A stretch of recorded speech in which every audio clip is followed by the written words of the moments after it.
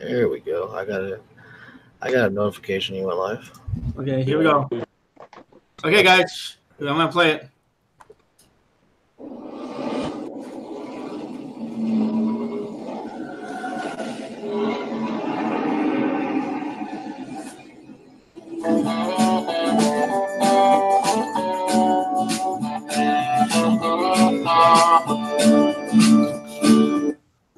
Welcome to Cool Outdoors with Friends, Scott.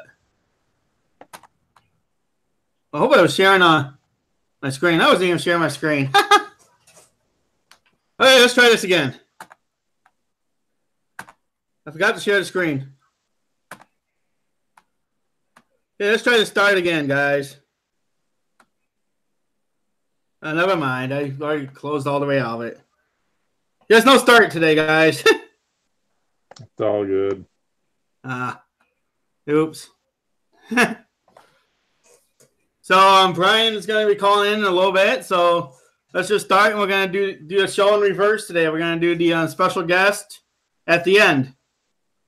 So we have Rosie Darkstorm, we have Devin Norris, we have Ultimate Home Alone Gaming Channel. We have 12 people waiting already. Okay, Grant, you want to do a roll call for the people who are already here? Yes, sir.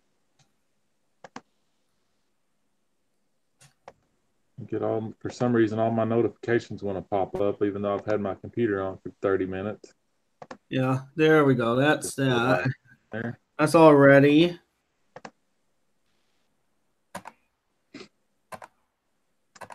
Good morning, Bryant Outdoor Adventure, Crankbait Crisis, Devin Norris, Chromecast, Rosie Darkstorm, That Mosier Boy, Ultimate Home Alone Gaming Channel, Bass and Binks TV, good morning.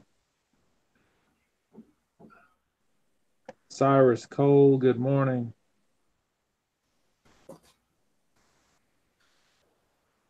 That's everybody on my list. If there's anybody else that's watching that haven't posted in the chat yet. Okay. Awesome Epic. Yep. Awesome Epic Adventures. Good morning. Good morning, Awesome Epic Adventures. How you guys been doing today, guys? It's going to be an awesome show here. In a little bit here, we're going to have Brian call in here, and it's going to be Brian Brosdahl, and he is absolutely awesome guest, and we're going to be very honored to have him here today. Yes, indeed. Hamilton Family Vlogs, good morning. So how are you doing today, Hamilton Family Vlogs?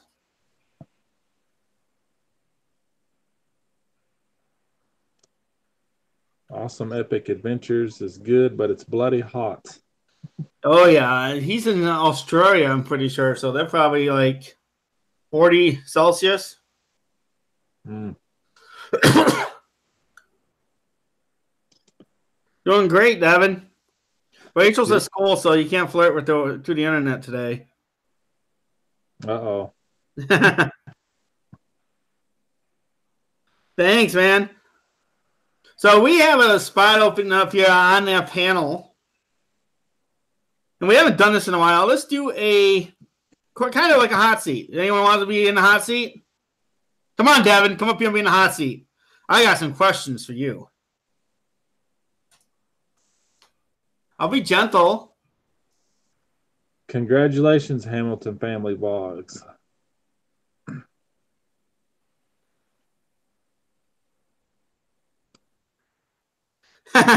How's you?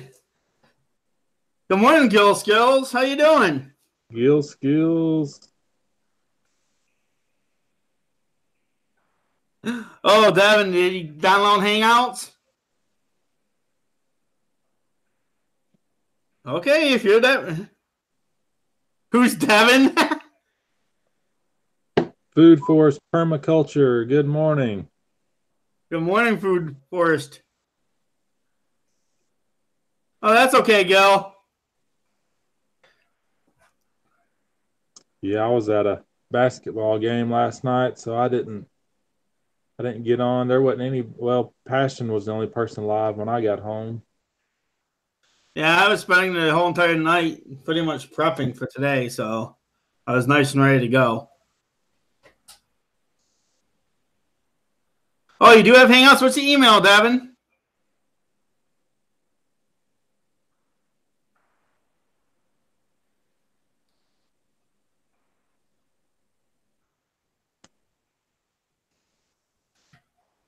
Yeah, about the 10 o'clock hour Central Time, 11 o'clock Eastern. We're going to have Brian Brosdahl of Minnesota. He's one of the most recognized and respected anglers in North America. Be interviewing him, get to learn some about ice fishing and ice safety and ice fishing products.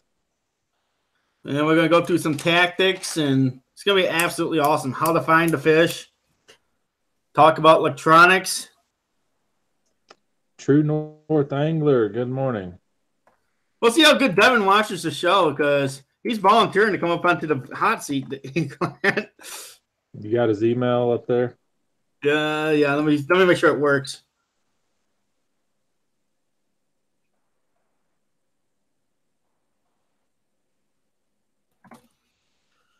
I got Mallard Farmhouse. Good morning. Listen. DJ and what Killdeer Survival. Good morning. There you go, Devin. Check your email, man. All right, just hit that and follow the links. We have to be gentle, guys.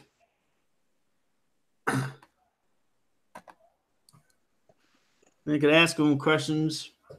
We'll see what I ask.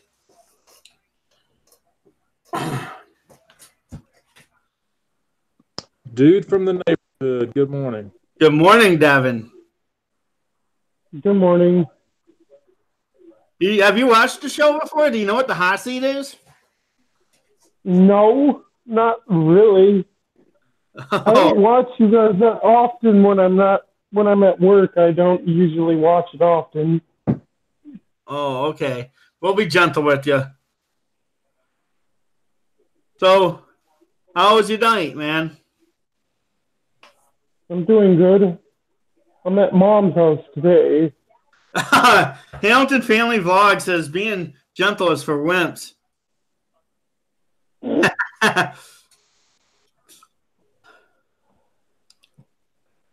So you missed basketball practice last night. People didn't have practice last night. That's what Mom noticed on the email. Yeah, he doesn't have it. Yeah, Rachel says you've been staring at it during practice. I think it's the other way around. I think it's her staring at me. Are you sure about that? Yes, I'm sure about that. Let's see here. MD Outdoors. See, my dad's in the audience, and I think he has some questions for you.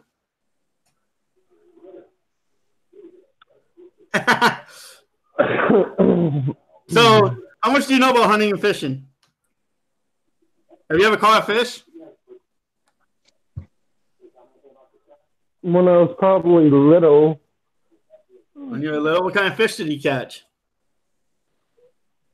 I almost caught a catfish almost, and then I don't remember the other fish I did catch. Good morning, True North Angler.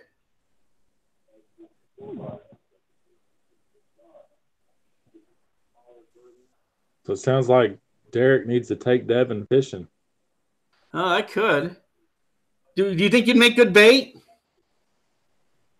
Do you think you'd make good bait? Good bait. Why do you say that for?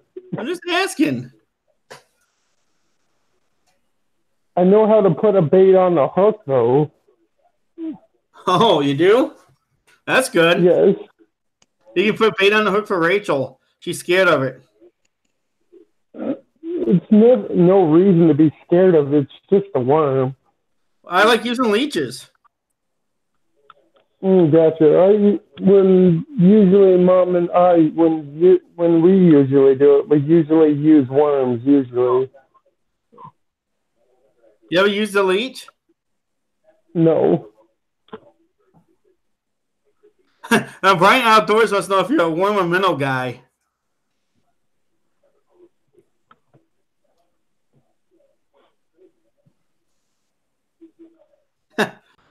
Well, thanks for coming up here, Devin. You're welcome. I'll talk to you later, man. Okay.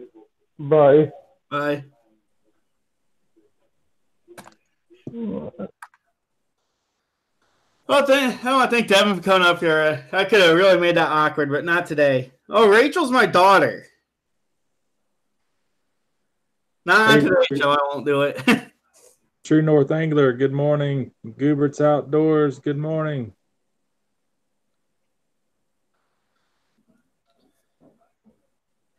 Yeah, we have a.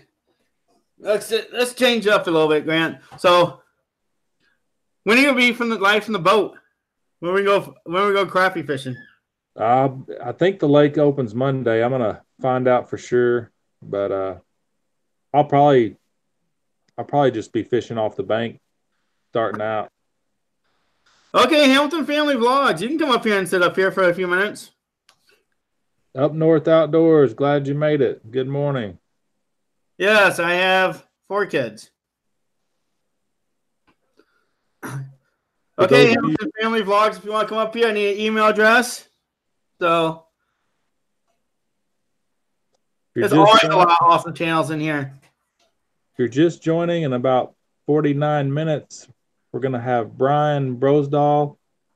He's a respected angler and guide for ice fishing. We'll have him talking about ice fishing and ice safety. And JT's Crappie Cave, good morning. How old am I? I am 36. How old are you, Blass? I think Bass Bink's like 18 or 19. Yeah, he's a young one. Hey, guys, focus. Okay, Hamilton. I'm a full Hamilton family.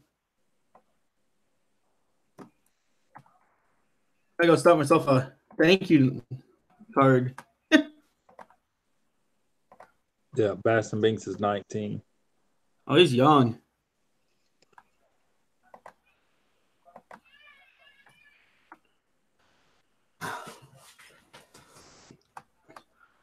There you go, Hamilton Family Vlogs. I sent it to you. You should have it in your box.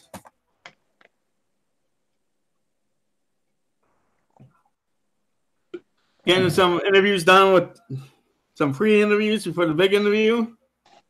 He's going to be calling in. That's why I'm not opening the phone lines right now. He's going to be using the phone.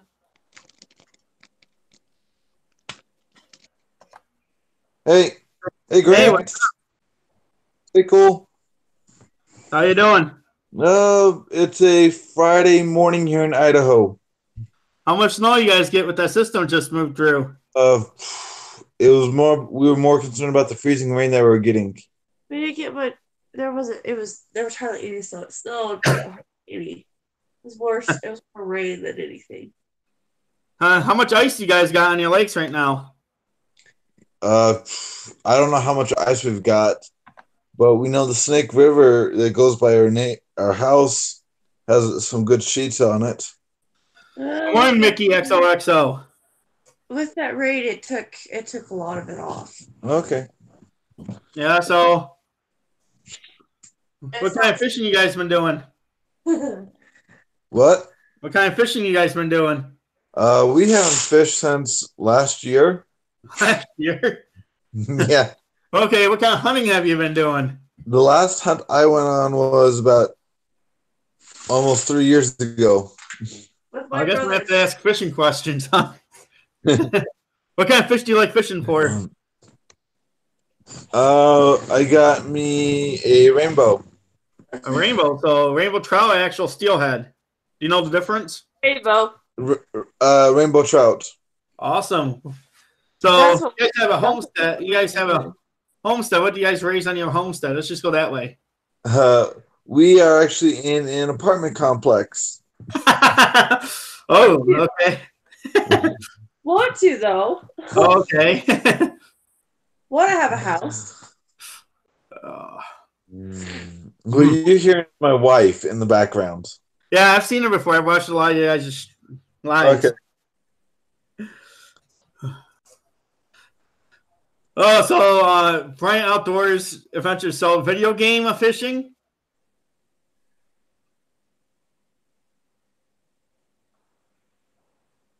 Uh-oh, did we lose him? Hey, Grant, can you hear me? I can hear you. Hamilton, can you hear me? Yep. Okay. Okay, so you caught a rainbow trout. What technique did you use to catch the rainbow trout? I just used good old open reel pole with a worm on it. Awesome. So were you bouncing along the bottom or were you using a bobber? Bobber? My wife says I can't remember. I can't remember that. How big was this trout? It was about between small and medium size. Oh, cool. So if you're going to give me some advice in catching rainbow trout, what kind of advice would you give me? Just be patient. Just be patient? Yeah. I like to go out with a fly rod when I'm going out for rainbow trout. And one thing which I can tell you, if you're using a fly rod, find where your deep pools are and cast over the pool and let that the current pull it right straight across the over the hole, and you're gonna they'll come out and take it. And my dad wants to know, the Snake River has really strong currents, right? Yes. Yeah, it does. We've got some little parks around here that have some fishing holes in them. So we went to one of the parks and did some fishing with my in-laws. Oh, that sounds fun. So you guys are from Idaho, so do you guys do skiing or something over there? We haven't skied ever. You haven't ever skied? How about snowmobiling? I have. I haven't skied, but I've been on a snowmobile. Okay, yeah, snowmobile can be a lot of fun. Yeah. Yeah, I've been on a snowmobile also. Oh, that's cool. What year? You're asking me to go back to when I was single, living in Utah. Oh, Utah. Okay.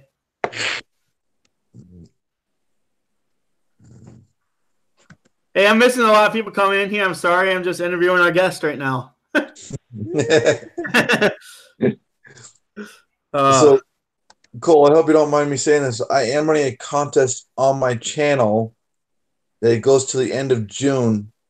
We're only, as of today, 95 short of hitting 500. But awesome. There's a video I put, 500 subscribers contest. Okay. If you guys want to enter that, you got to post a comment under that video. That's awesome. You guys have been working hard to hit that 500. Oh, yeah. Yeah. So if you guys had a homestead, what would you want on your homestead? Probably beef cows. When I was younger, we had milk cows, and I had to help with that, and so I'm not a big fan of that. I prefer both, actually, beef and milk, because the milk is actually better than going to the store. Yeah, that's true. I mean, you get all that high fat content on top. Oh, yeah. You get the fat, you get the good milk, plus you get to skim the cream off and have free cream. Okay, guys, if you guys are just joining us, Brian Brosdahl will be calling in roughly about 11 a.m. Eastern time. So we have a few more minutes. We're going to keep running a panel up here. We're going to rotate people in here, get everyone a lot of exposure. If you don't have, what is it, Hamilton? Family Vlogs. Family Vlogs. Make sure you have Hamilton Family Vlogs. They're a great channel. I've been in there quite a few times, and they'll help you guys grow. Yeah, the number one trick I've learned is jump onto lives like this, and sometimes if you subscribe to other people, they'll subscribe back to you. Yeah. Jumping on the lives will definitely give you the watch time you need, and also give you the supporters you need too. Okay, well, thanks for coming up here. We're going to rotate the panel. Okay. See ya. Have a good day.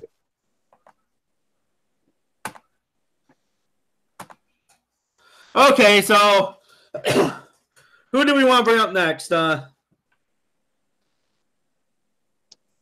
Killdeer Survival. Have you got stuff set up yet? I'd love to have you up here once. I'm trying to pull someone new we've never had up.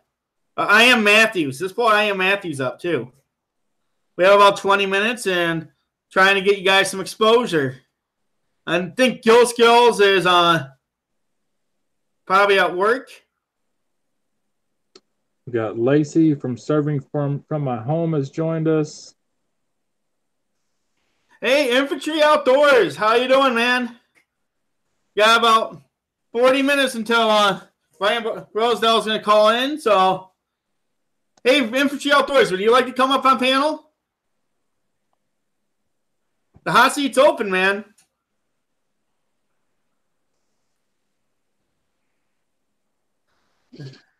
He's working till 5. Otherwise, he'd be all over it. Yeah. Hunting and Fishing Maniac, welcome. Good morning, Hunting and Fishing Maniac. Infantry Outdoors, not much is up. Waiting for another 40 minutes, and we're going to have Brian Brosdahl.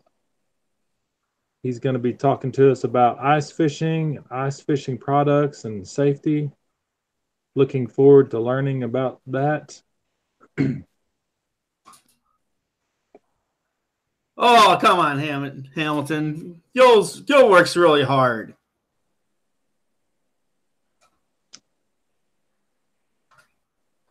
Oh, yeah. I am Matthews is going to come up here. You got him? Let me get this.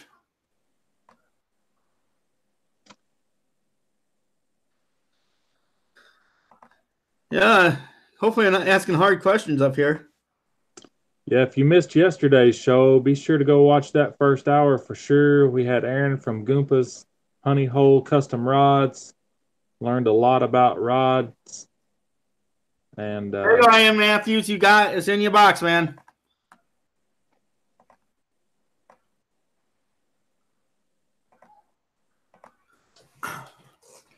Yeah, I miss doing these on hot seats, man.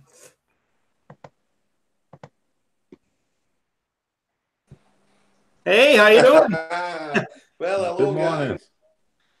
You're in the hot seat today, man. I was going to go into the garage and switch. I was going to go in the shed and switch the PC on. Oh, never mind. How you been doing? I'm doing fine. Thanks for letting me on. You're welcome. So you've been doing any hunting and fishing? I have not done any fishing since I was 14. Oh. The fishing I do now is in a supermarket. Oh, yeah, you can get some really good deals on fishing in the supermarket. And somebody else has done all the hard work for me, you know. Oh, Farmville Fanatic, old King Kohl, huh? I'm going to see if I can just get chat up on my phone. I can't see anybody in chat, you see. Yeah, it's hard to do that.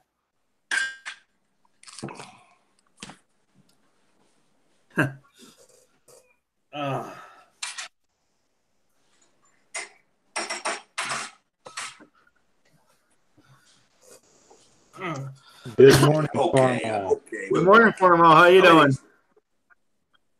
What is it? It's half past 3:30 in the afternoon here, so I'm ready for playtime. Oh yeah, you're in Ireland if I remember right. Ireland or London? England. England. Manchester. Okay. Near Manchester. Okay. I'm trying to remember where everyone's from. Sometimes it's hard.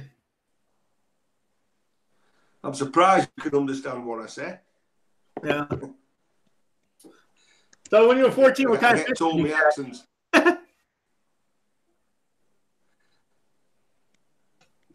I have to mute this or we're going to get feedback.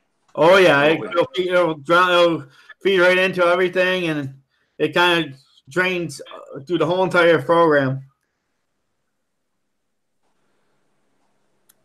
Ray, Farmill Fanatics in the house. Oh, yeah. Farmill Fanatics is absolutely awesome. I've had him up on my panel a couple times. Well, I have a friend who owns a farm. He has some, and he's 70. He's 77. So he's got some old equipment on his farm. Well, you know, these farmers, they won't throw anything away. Oh, yeah? He even has some old horse-drawn equipment on his land. Cool. That's got to be some pretty old stuff. But I think Farbill's more into diesel drawn stuff. Yeah, I think he's in the case. To be more specific, he likes the red ones. He doesn't like the green ones. Hey, MD. I see MD Outdoors. He comes on out Udis's channel and Hazy Daisy's channel now and again. Oh, Farmer Fanatic loves old equipment.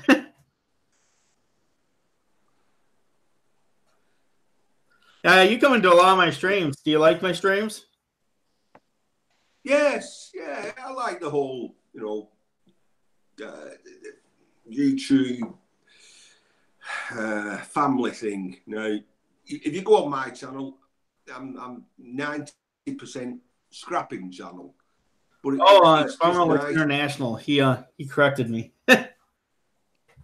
It's nice to go off and see different things, you know, rather than sticking on all the same scrapping channels. Oh yeah.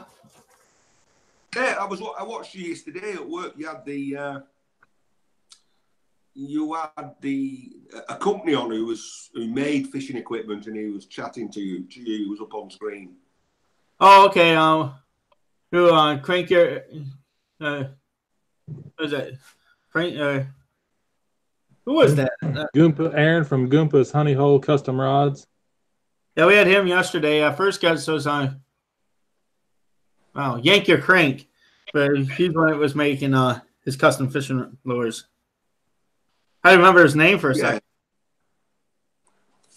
I was surprised. You know, he was on about the fishing rods. They was made out the same company that make golfing equipment.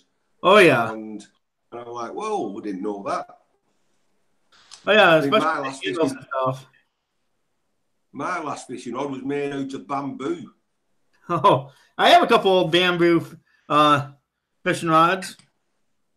I have a couple of old bamboo fly rods. Well, I want to thank you. I like the green screen at the back. Oh yeah, I'm on the ice. Yeah, I can almost touch it some days. Nice, cool. Is that OBS? Yes, all OBS. Well, I want to thank you for coming up here today. We're going to rotate the hot seat. No problem. Thanks for coming. Anytime. Have a good day. I'll leave. I've got to go and play in the shed. Okay, have fun, man.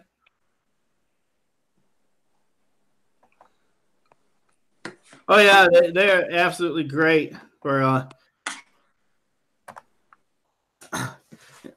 yeah, Infantry Outdoors. They're absolutely great for fly rods. So who wants to come up next, guys? This is absolutely fun having people come up and rotating people up. Hey, good morning, Fusa Studios. Good morning. Hey, Fusa Studios. Hey, Fusa Studios, would you come up here and be in the hot seat?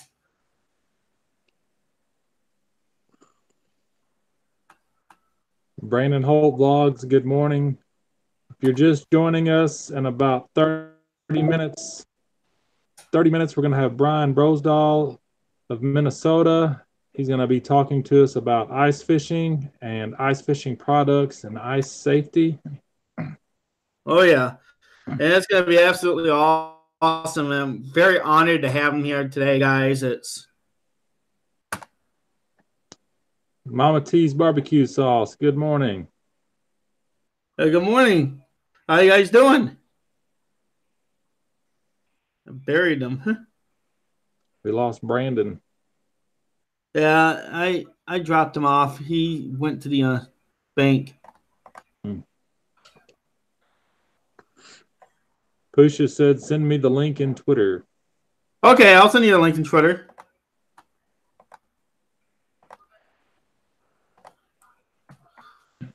Hey, can you keep up with that while I go with the Twitter? Sure. Thanks. BC Outdoorsman says not enough ice. I think that's the problem with a lot of people. Oh yeah, I'm thinking right now with after this cold front we have moving through, I'm gonna have plenty of ice, so I'm gonna be out on the ice. I can't wait. Challenging Outdoors doesn't have to worry about that in Florida. Yeah, Challenging Outdoors doesn't even get ice. Has Challenging Outdoors ever been ice fishing?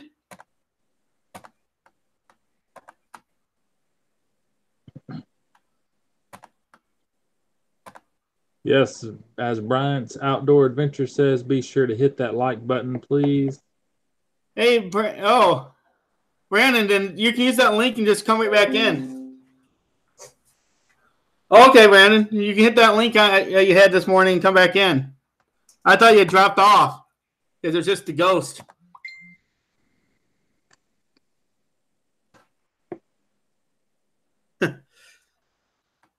Oh, what was that all about? What's that? Oh, it's just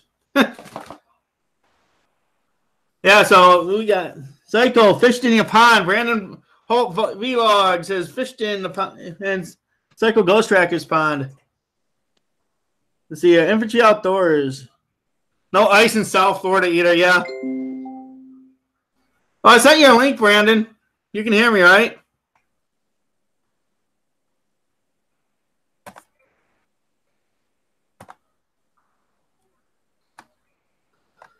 I think you're right in Florida. Yeah. Hey, there you go, man. I Hey, Booster Studios today on link I send you work.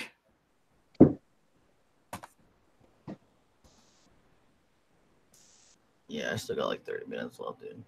Yeah, you sound tired, man. Oh, I'm freaking beat, dude. You had a hard night at work. I thought you dropped off because you went down to a ghost icon and. I was just kicking it back because you were talking. Yeah. Good to have someone to help me out if I have something technically go wrong. Oh yeah, that's what I'm here for. Morning. Hey, good morning, Booster Studios. How you doing, Andrew? I'm doing all right, and yourself? Waking up. Yeah, same boat. Same boat. That's why. Sorry, I needed a minute. I didn't know if you said anything in the middle. I had to run to the bathroom and that. Getting stuff set up a little better here and getting ready for our guest. We have an awesome guest today. Going to be calling in. Oh, cool. Yeah, sorry, I just caught you. Literally, it just came on when, so I didn't get to hear anything beforehand. Yeah, we have Brian Brosdahl calling in today, and he's one of the top guides in the country.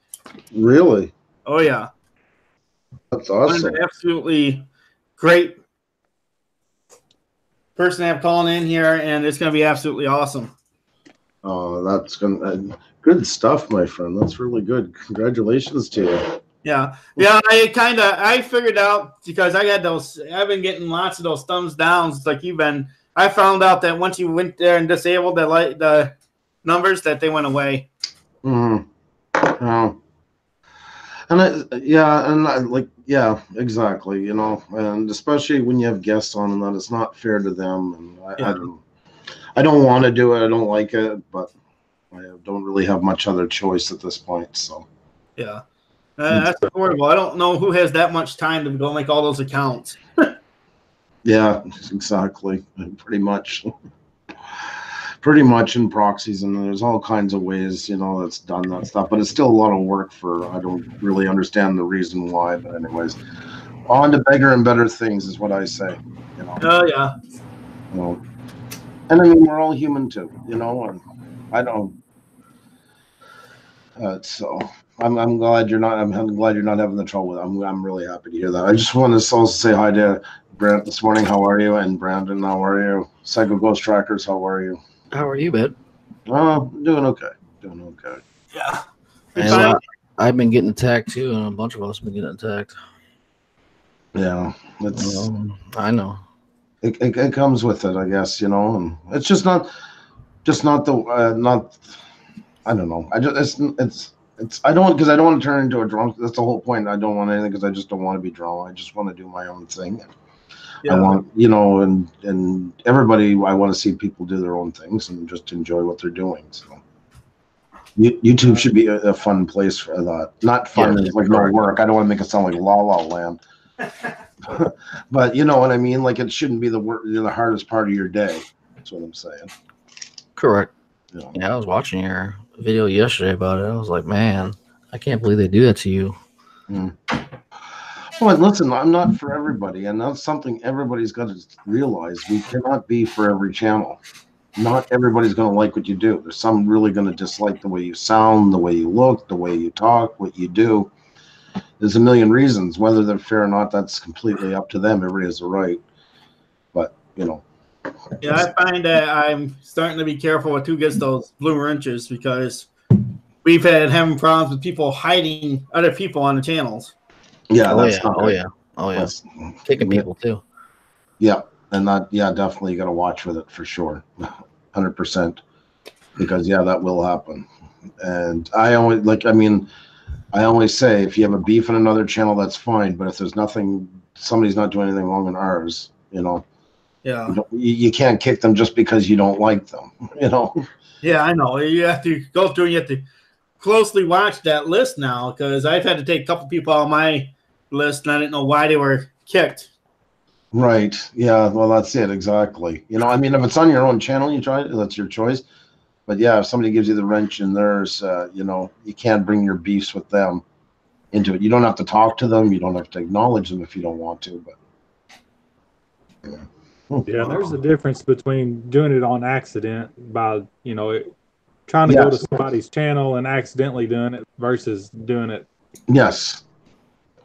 You nailed it. I mean, nobody's perfect, and we've done that too. There's a lot in the chat by accident. I've, you know, went to hide somebody who was doing something really bad, and did it to the other person by accident. But you just gotta, you know, keep an eye and then catch it right away and apologize. And yeah, you know, and I'm not perfect. It's probably happened, you know, a couple of times, but we fixed it right away.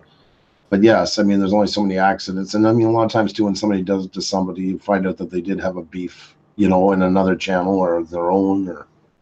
Yeah. Emergency vehicles, trains, aircraft, etc. That's a funny number to be asking for. 1805. Yeah, that's good to see emergency vehicles. Yeah, that's pretty specific, you know. And I want to say big thank you to Gil Skills. Kind words as always. And you're so awesome. Thank you very much. Great channels in here. I'm sorry I just missed Ian when he was on.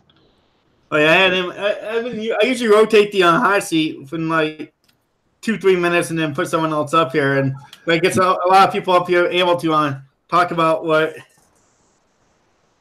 their channels and promote themselves.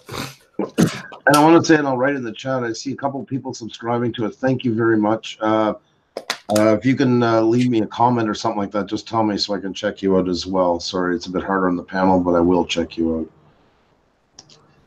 Yeah, Booster Studios, if you need anything, man, anything, just let me know, man. Like, get you out there, you know? Oh, sorry, guys. I'll just be 1 second. I might be in the school. Okay. Sorry, I'll be right back. Let me go send a message to our guests and make sure they're not having any issues, guys. So, Grant, can you watch this for a second while I send a message? Yeah. Okay. Coach CJ, the coaching grind, good morning. G Money Strong Outdoors, good morning. Fernando, Fishing Florida, thanks for subscribing, good morning. DKR Gaming, better late than never. Eagle Eye Vlogs Paranormal, good morning. Eagle Eyes, I did get your message, and that's okay. You know, the banner situation. Yeah, I think I'm only running on 6 hours of sleep, so.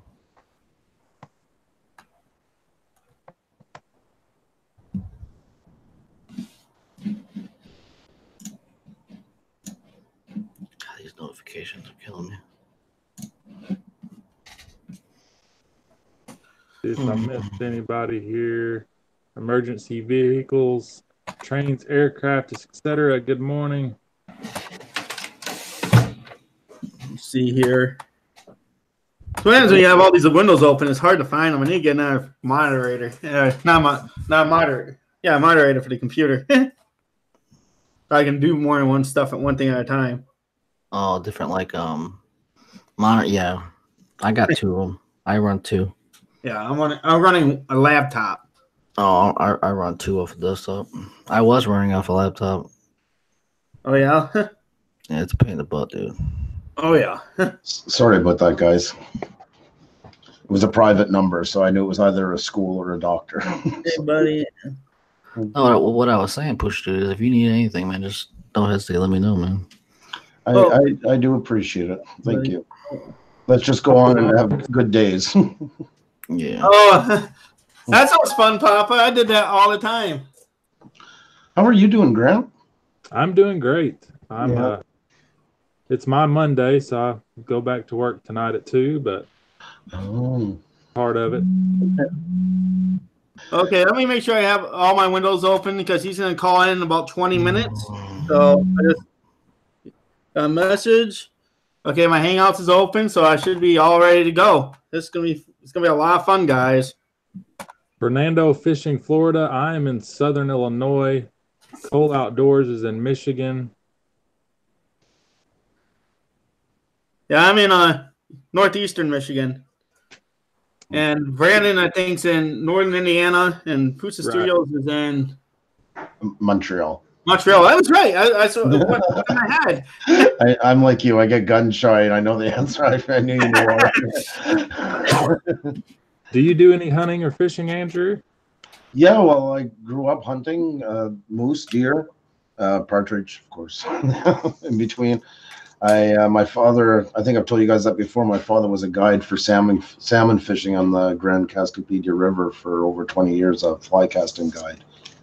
And it's weird because it's a little town of the two together amalgamate about 700. But in the summer, you'd have like Bobby Orr and all these guys coming in because there's these 5 cottages owned. Okay. Like legacy cottages. So the locals are not allowed to fish on that river. It's all divided into pools. I forget now, maybe 93 of them. It follows the Appalachians, and they do a rotation. So they have sector A, B, C, D, and E, and then within them they have rotations to give every pool a chance to have a couple of days dormant to rebuild. Oh, that's awesome. Yeah, so like a camp, like a big one, I think has 5 rods, what they call it. So that means there's 5 canoes that go out in one day. So they do 5 separate pools. They get one in the morning, one in the afternoon, and there's 1 rod per boat because you're only allowed to fish one at a time. So you're allowed like 2 guests, and they can, one's fishing, then he sits down, then the next one takes over. Okay, yeah, that's I've heard of stuff like that. They have that up in some parts of Alaska. Oh, do they? Huh. Hey, I want to welcome the Fire Nation. Welcome, Fire Nation. That's Fire Kick Studios. Chris, how are you? Great to see you. Forest permaculture as well. My other fellow Canuck, how are you? The Canuck is Canadian. I realized a lot of people didn't know that term. That's what they call a Canadian. It's another term. I just thought I'd specify that. So. Yeah, I know that term, but I guess I live in Michigan. I live really close to Canada. That's right. No, that's why probably. I always say that with like Maine and stuff like that. Certain states have a little more connection with us just because of the northern states. So I guess it's like my family has a cabin on Sugar Island, which is it's in the Straits of it's in the St. Mary's River, and I'm close enough to Canada. I can throw a rock and pretty much hit Canadian waters. Yeah, you were saying that last time. That's pretty crazy, actually. Yeah, when I was 19, I used to go get in the boat, and all the boats in Sault Ste. Marie, Canada, all the bars in Sault Ste. Marie, Canada, has docks out into the St. Mary's River, and all the kids from the college would jump on the boats, go over to the dock, and go up and drink in Canada because it would be legal there. Go back to the States. We always joke that's what you see in Montreal all the time because Montreal's notorious because we're 18 in Montreal, not 19, in Quebec, excuse me. And we're only 55 minutes or so from the New York border. So we get a lot of the young American kids come up here for the weekend. And they mostly come for the beer and the strip clubs. And if you walk out about 11 o'clock at night, you'll see them being thrown out on a minute-by-minute basis because they're making up for lost time. They're really enjoying themselves. So you'll see them getting tossed on the street. Hey, I am sorry, Fire Kick Studios. Next time you can come up here, I kind of limit mine out to 4 people just because it gets too crazy with that. And then within the next 15 minutes, I'm going to have a guest actually calling in. That is so cool, though. Congratulations to you. Yeah, I've been having really good shows. Yesterday, I had a rod maker on here, Aaron from Gumpha Honey Hole Custom Rods, and we learned a lot about rods. That's really cool. Yes. Yeah. If you missed yesterday's show, make sure you go watch that first hour. Aaron was full of knowledge, and I learned a lot. And it's like I got guests pretty much I got January just about booked out right now. That is awesome. And I got part of February, and I'm actually got 2 professional bass anglers, and Grant don't even know this, who are going to be on the show in February. Well, congratulations to you, and very, very, very well done. That's really cool. I just found one picture. I don't have many, but that's actually let me see. This is my dad here. That's probably about 2 years before he retired. Oh wow, that's a nice fish too. Yep, it's all fly rod only. That's all you're allowed. So. Oh yeah, I love fly fishing. It's so much fun. I have no patience for it. I will break the gap in the. I know how to do it. I don't. It's just not my thing. It's just too. It's too time involved for me to get the hang of it properly. So. Hi, Scrap and Irish. Yeah, the problem I have when I have the guest on, I kind of completely ignore what's going on in my chat and just focus on them. That's why I have good moderators up here. I'm like that too, actually. That's my problem is I get too caught up into it, and that's why I need Xenia with me. Yeah. She's the one who makes it work for chats, especially. And Brandon does all my if I have a tech issue.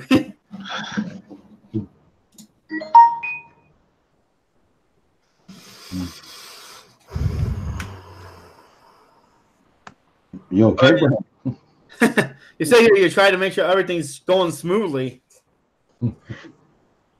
Cool. What is Poosa's link? Hey, Grant, can you get Poosa's link? I can. Oh, you guys don't have to. Oh, thank you. I appreciate that. What's your link? It's nice. Like I say, guys, if I see some have subscribed, please just let me know so I can check you out as well. I used to reload when I was younger with my father. That was something he did teach me at the time. Yeah, but then he got out of it as well, and then I haven't done it in probably 25 years now, I'd say.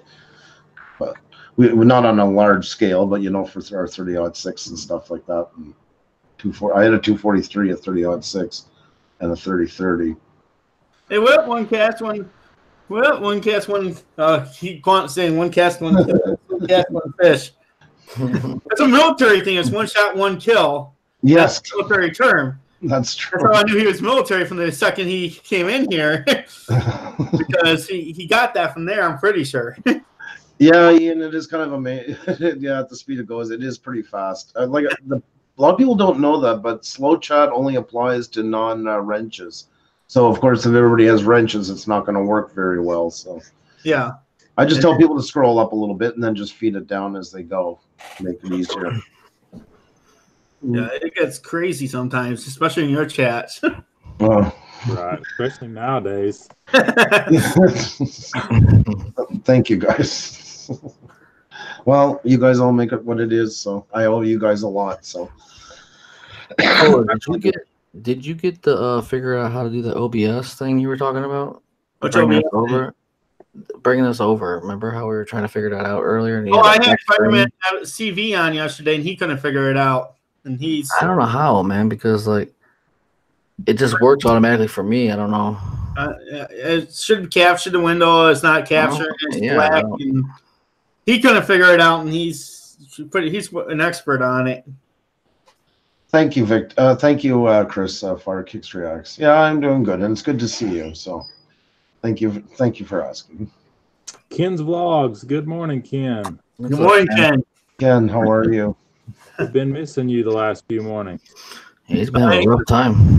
I think he's been sleeping on us. Oh, I'm sorry about that, Ian. It's not always in the night. The guest is it's a bit slower of a chat. Yeah. Tonight we have a really good guest on as well. Oh, sorry, are you on tonight? Me? Are you on tonight, Cole? No, I'm not. Okay, oh no, because I was just going to say that, and I didn't want to sound like I was cutting in on anything, so I caught myself. So sorry. Yeah. Well, it's not that I don't get mad about people self-promoting. It's the people going in, maxing out the thing, saying they're going to be live at this time. Well, yeah. There's a guest in here, and they keep flooding my chat, and I'm trying to catch questions from there, and it's almost impossible when you got one or two people doing that, putting it in there every 15, 20 minutes. Or 15, 20 minutes. That's why we did that show just before Christmas about live stream etiquette. It was all based on that stuff. Hey guys, I love what you're doing. Sorry, I can't stay on live streaming right now. Yeah. Say what you actually wanted to say. I'm live streaming right now. Will you please, anybody that's there, come over? You know, that's just translated into what they're saying. Well, it's the idea that I wouldn't even get mad about that. It's the idea that we have a guest up here right now, and you can't see what's going on when you miss people's questions. And no, but I mean, that has always been my argument. If you treat YouTube, especially the live stream chats, like you would any other real life thing, these things don't happen. Yeah. And I brought the example with that one up is imagine if you had a McDonald's and I walked in with a Burger King hat and all that. And hey, I just came in to say that we're selling burgers across the street here, by the way. You know, like a lot of things that people say or do on here, if you were to do it in real life, you know, you'll notice sometimes people would never tell you, ask them and they're like, oh, I never tell anybody about my YouTube side. My family doesn't know and stuff. Well, it's kind of because, because when you tell it to somebody who's not on here, it's hard to say it without looking bad, you know, or justifying it or being embarrassed about it. So, yeah, treat everybody as real people. Sorry about that, Cole. Okay, I'm just trying to catch these people coming in. We got Fishing Freak, good morning. Hash Info, good morning. Good morning, Jeremy. Yeah, if you guys are new here and you don't know who I am and don't have my channel, make sure you hit that red button underneath my name and make sure you got my co-host up here too. We have Grant McIntosh, who I think I have a Nightbot down there somewhere for him, and then we have Psycho Ghost Trackers, and we have Pusa Studios. If you don't know Pusa Studios, you need to know Pusa Studios. Oh yeah, most definitely. Yeah, Pusa Studios, they go live on Sunday and Thursday with the shout out game. And they have guests on Monday, Wednesday, and Friday. Always have great guests. And then Tech Talk Tuesdays on Tuesday nights. Definitely need to check that out. Learn a lot about YouTube and improving your channel and your life in general. Hey, Farmer Fanatics just now got me. Thank you. Appreciate it, guys. And you guys are awesome, too. I mean, some awesome chills. It's nice to know you guys. I need to pop a room. Brandon said something, I get scared. The ghost is coming right at me. Thank you for the kind words, guys. Each and every one of you. I appreciate it. And right back at you. I mean, all of our channels are built on each other. So we all had a stake in making people what they are. And you guys have introduced me to a lot of new people as well. I owe you a huge debt of gratitude for that. Starting off with Grant. I mean, Grant has been so kind to us. And I really, really do appreciate it. Yeah, I try to make sure he gets as much advertising as he can down there because he's up here every morning with me. That's awesome.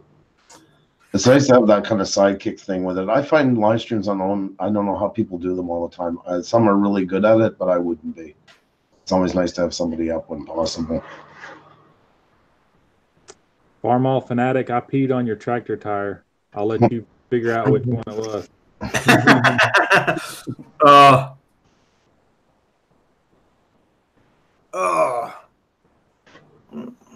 Well, that's great about the guests and that. I'll not stay up too long. I'll let you guys keep rotating and that. I don't want to take up too much time if you want to bring up somebody in the meantime or you're also getting ready to.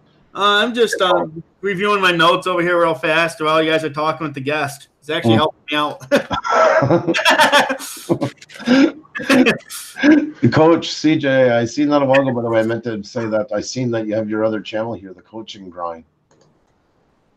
Oh yeah, I seen that. I thought he changed his one channel's name. I thought he was just the Coaching Grind now. Yeah. So who's your guest tonight, Andrew? Jay Boston, he's a YouTuber from Australia that is doing those like a lot of stuff on those electric skateboards and stuff like that. He's also a marketer, does a lot of marketing for web and YouTube and stuff like that. And he's got, I think he just hit 18,000 the other last week or something like that. And he'll be joining us. It'll be early morning for him. So looking forward to it, though. I think he's got a lot of great things on building and channels and stuff like that as well. Good deal. Kind of a high energy guy. Hey, Andrew, see, I got my green screen up and running. I've seen that. You're all up and you're really putting everything into it. And I like that. I like you keep challenging yourself. You keep pushing things and that. I think that's absolutely awesome. Oh, yeah. I mean, building quite a nice show here, too. I mean, every morning, and I get about the same amount every day, and it's absolutely awesome. Perfect. What else can you ask for than that, you know?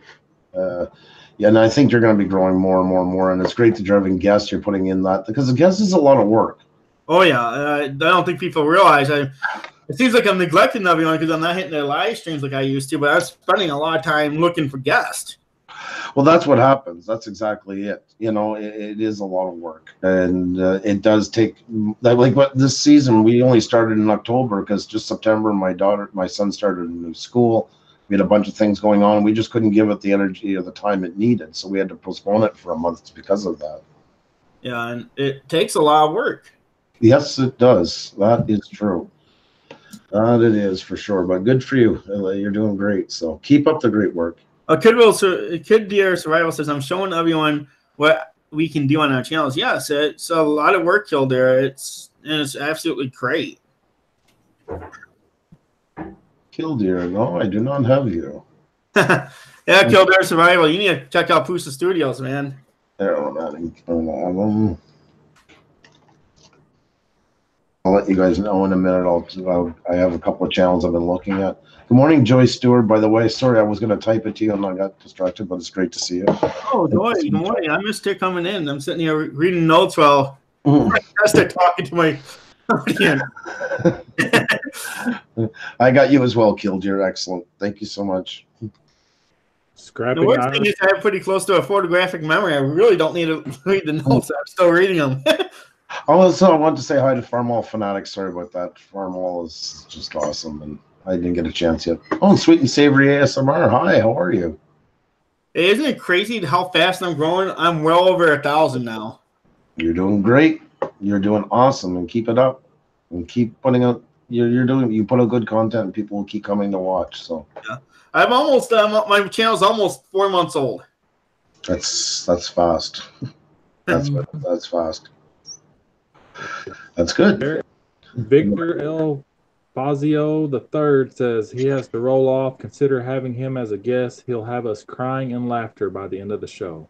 Oh, I would love to get you up here on like a Sunday when we don't have the hunting fishing industry coming in here. Thank you, Farmall. You don't have to give me anything. It's just nice. Always nice. I gave you a trophy. Farmall was our guest last spring. Oh yeah. Yeah, we had a really good shot. Yeah, he's awesome. I've had him up on panel 3 times now. He's great, isn't he? Oh yeah, absolutely love having him up here. Yeah, it's just got some of his personality in that.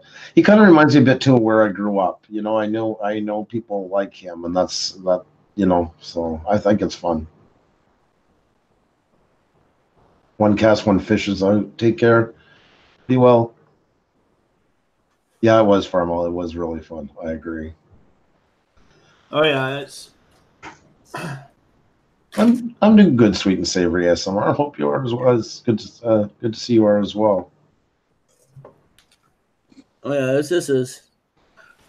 Oh, Silver's here. Smash that like button. Yeah, please smash my like button. Yes. Even though you guys can't see the numbers, it still counts. Yes, that's right.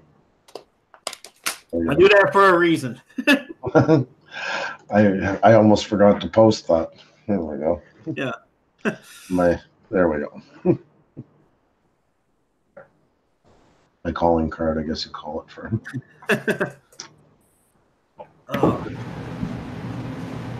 Oh. Hey, I think it's hey, Brandon, is that yours? No. Oh. What happened? I don't hear the background noise.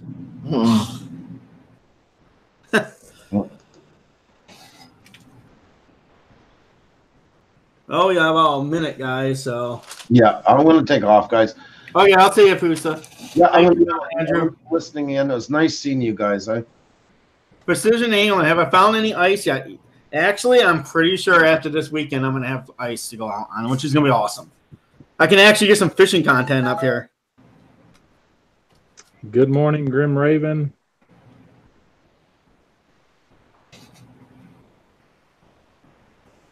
Okay, 5 minutes, guys. So, see here. Who do we got? Hey, Precision Angling, you want to come up here and talk to Brian? Brosdahl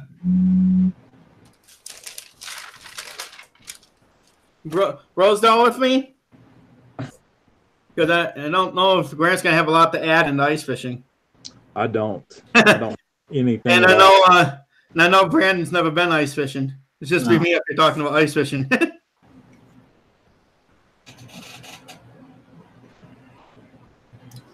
Hey, Cole, I'm about to go do that real quick.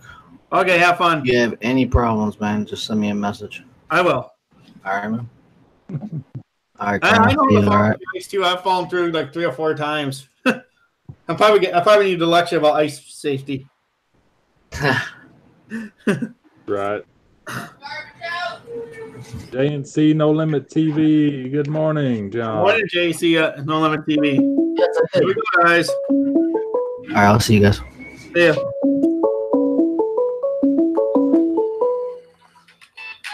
Good morning. You're on air. I'm doing awesome. How you doing, Brian? We can't hear him on the chat. It's starting to. Let me see here. I need to do something right here real fast. It's just. You should be able to still hear me. Can you hear me now? I can hear you. I can't hear Brian. Oh, that's no good. Where'd Brandon go?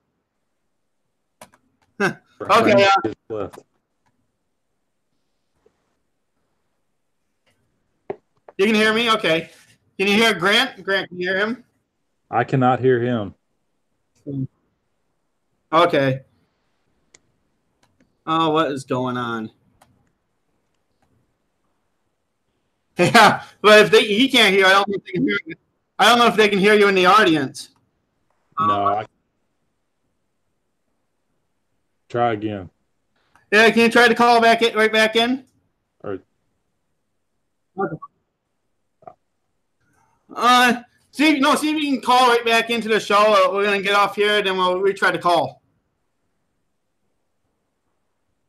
Okay, so just call right back, and it should come through. If not, we'll go the other route. I'll talk you through getting on the hangout. Just try calling right back in, and then if that doesn't work, you can just call. Okay.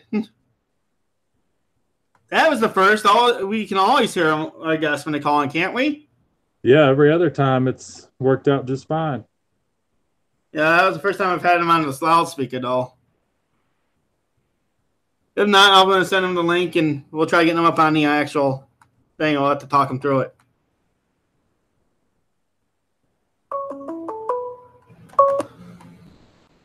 Good morning. How you doing? Grant, can you hear him? No, still can't hear. Okay, I'm going to send you this link here, and I'm going to talk you through how to set this up, okay? You check your Twitter. I'm going to post this in your Twitter. You're just going to hit the link. Okay, in your Twitter, there's a link that says hangouts.google.com/hangouts.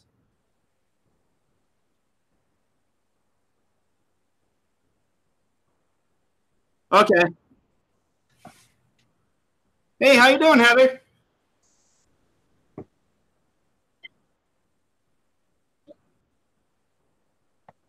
No, it's not. Not at all.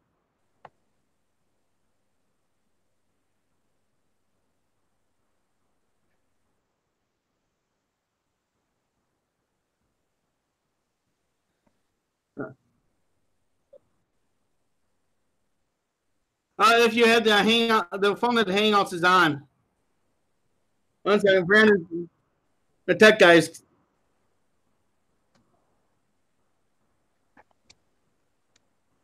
Okay, then. Okay. And then what you're going to get is the thing where you just got to push accept it, and you'll just come right in.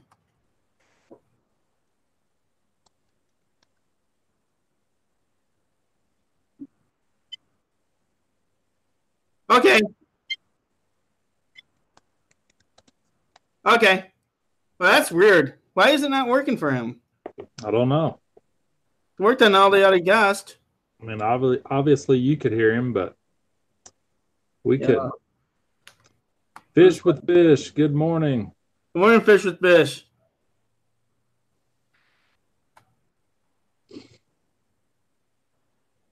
Man, this is dirt.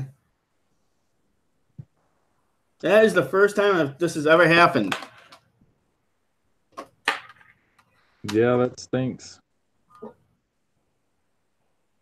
We've done this 100. We've done probably 40 calls in here. Right.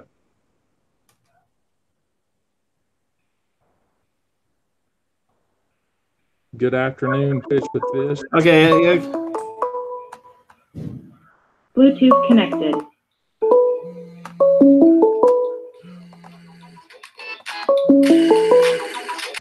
Hello? Hello? Okay.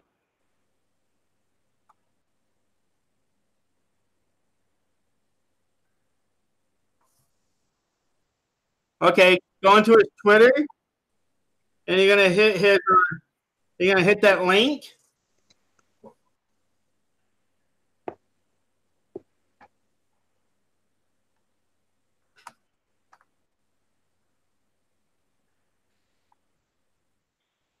Yeah, I can do that. I can do anything you want.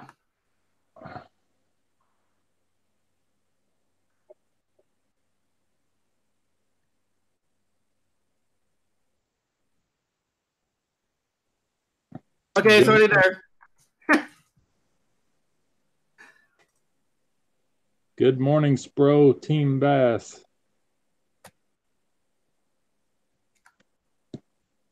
Or afternoon to you. Okay, I sent it over there. You should have it.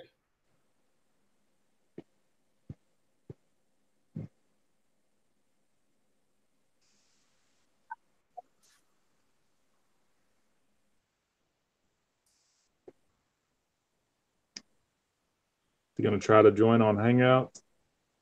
Yeah. You should be in your regular email right now.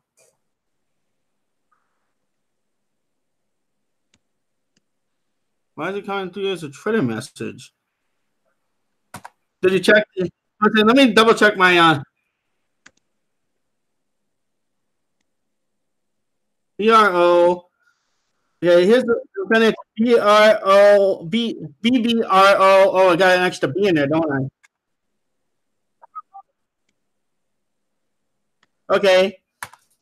There should be in there. Should be an invitation has been posted.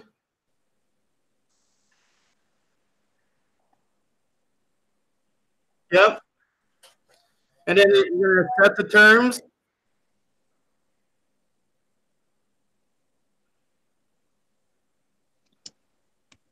Kevin the Fam, good morning.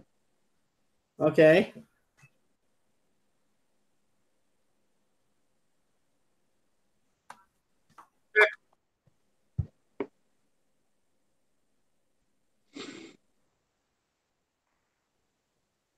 Probably.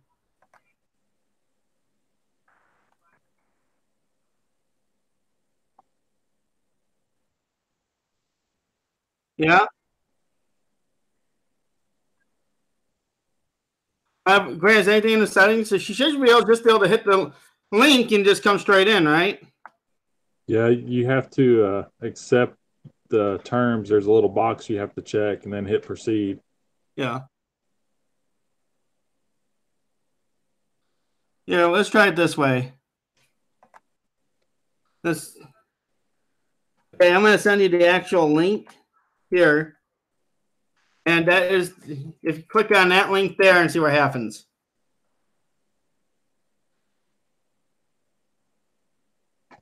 Yeah.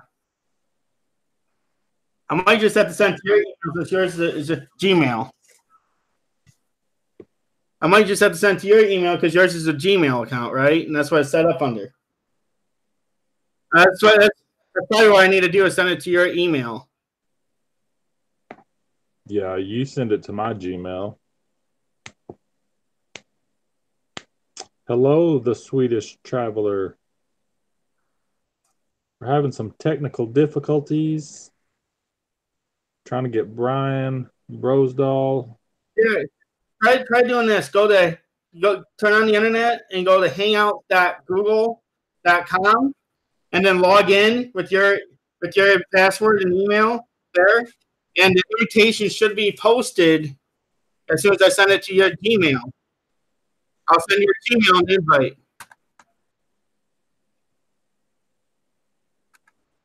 Coach CJ.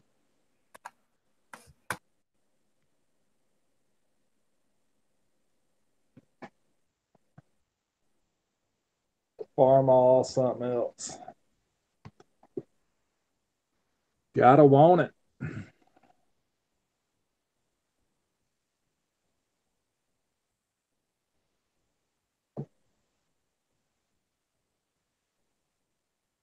Papa Rome's, you still smelling like a skunk?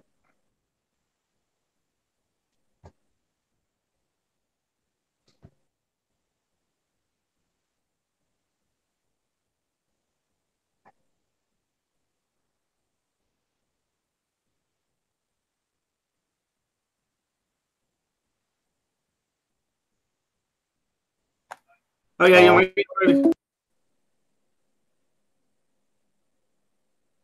I bet it was bad. Can't even imagine.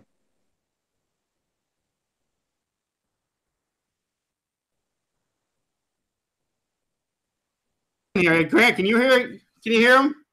I cannot hear Brian. Okay, I can hear you. Can you hear me? Okay, awesome. Here, the way we're gonna have to do this. Let me mute it here.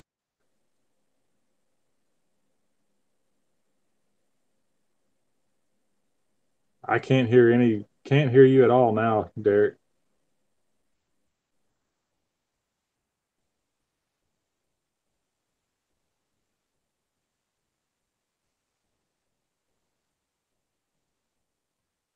Wolfie in the pack, how's it going?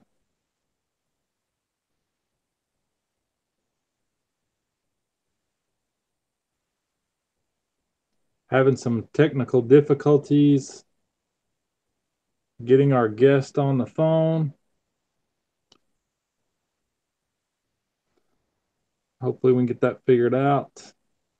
I'm on. Can you hear me still? Or does he have me muted too?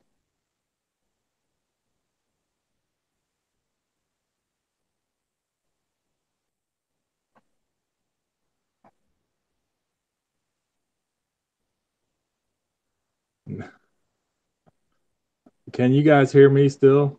Just curious. I can hear you guys, but I have you guys muted. Okay. I didn't know if they could still hear me or not.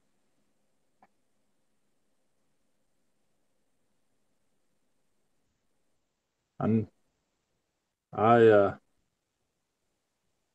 right, everybody can still hear me. Good deal, good deal. Yeah, Farmall.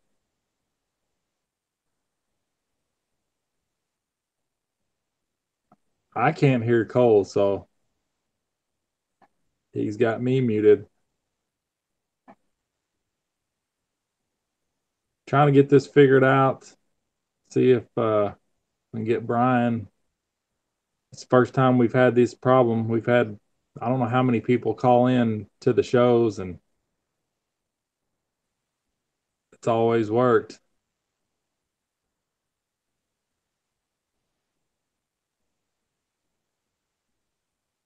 Thank you, Killdeer. I'm excited about that. I believe it's the biggest worm bag you can buy right now.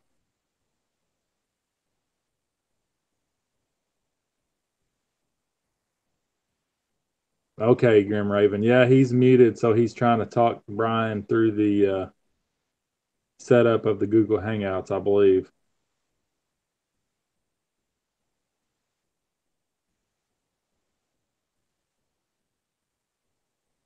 Outdoorsman is back.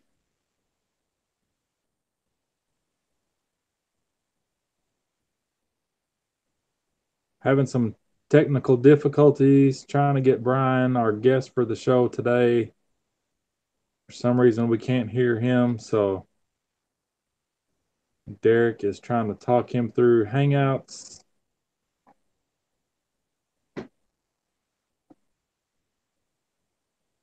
If you missed yesterday's show, make sure you watch that first hour of the show. We had a guest, Aaron from Goompa's Honey Hole Custom Rods.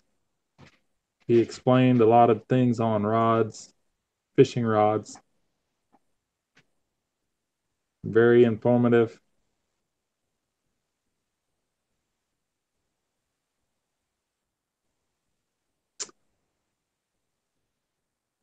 I did eat 2 worms. Bass and Binks TV, I'm doing good. Hoping we can get these technical difficulties figured out.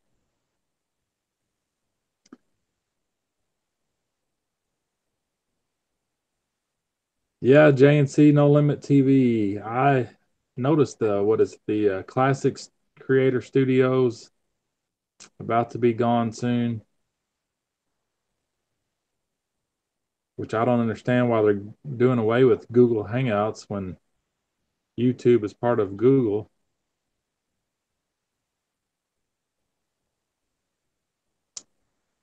Crankbait Crisis, good morning.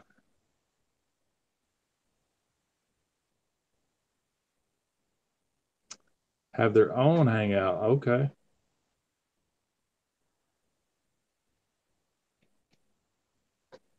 Nick.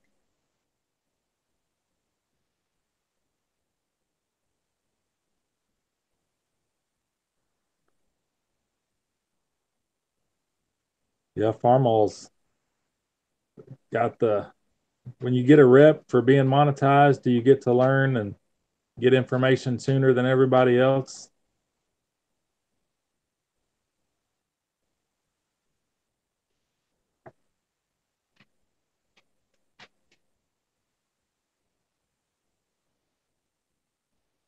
All part of getting rid of Google Plus, yeah.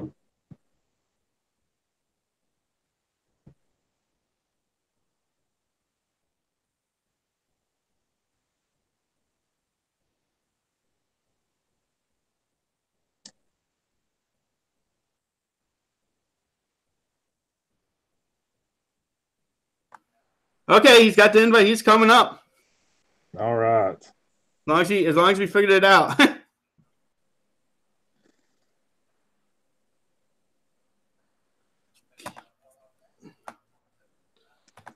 No, I think I'm done duck hunting. This is the last weekend, and yeah. It's been so terrible. It's supposed to rain and sleet and snow and freezing rain tonight. Maybe this is going to work. There we go. Welcome, Brian.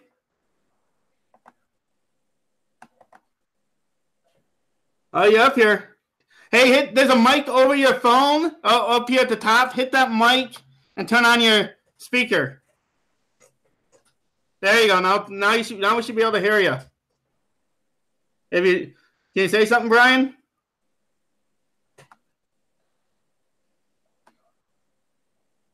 You still there, Grant? I'm still here. Oh, we got it. Yeah, I can photo see up there. the icon. We're getting there. He's okay. You're unmuted right there. Now you can talk, Brian. There you go. We can see it now.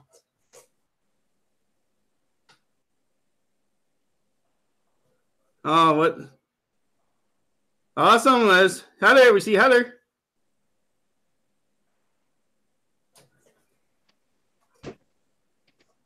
Can't hear you.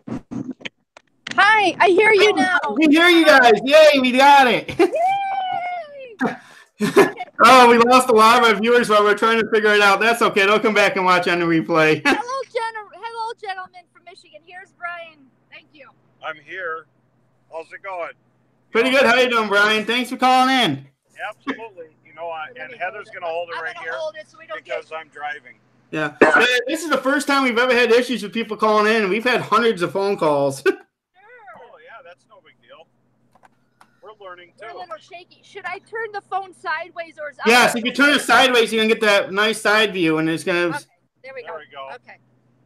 It's a little shaky. I apologize, but okay, talk ice fishing. Oh, awesome. So now we've gotten the hard part done. Now we can talk about ice fishing. All right, this is perfect. Okay.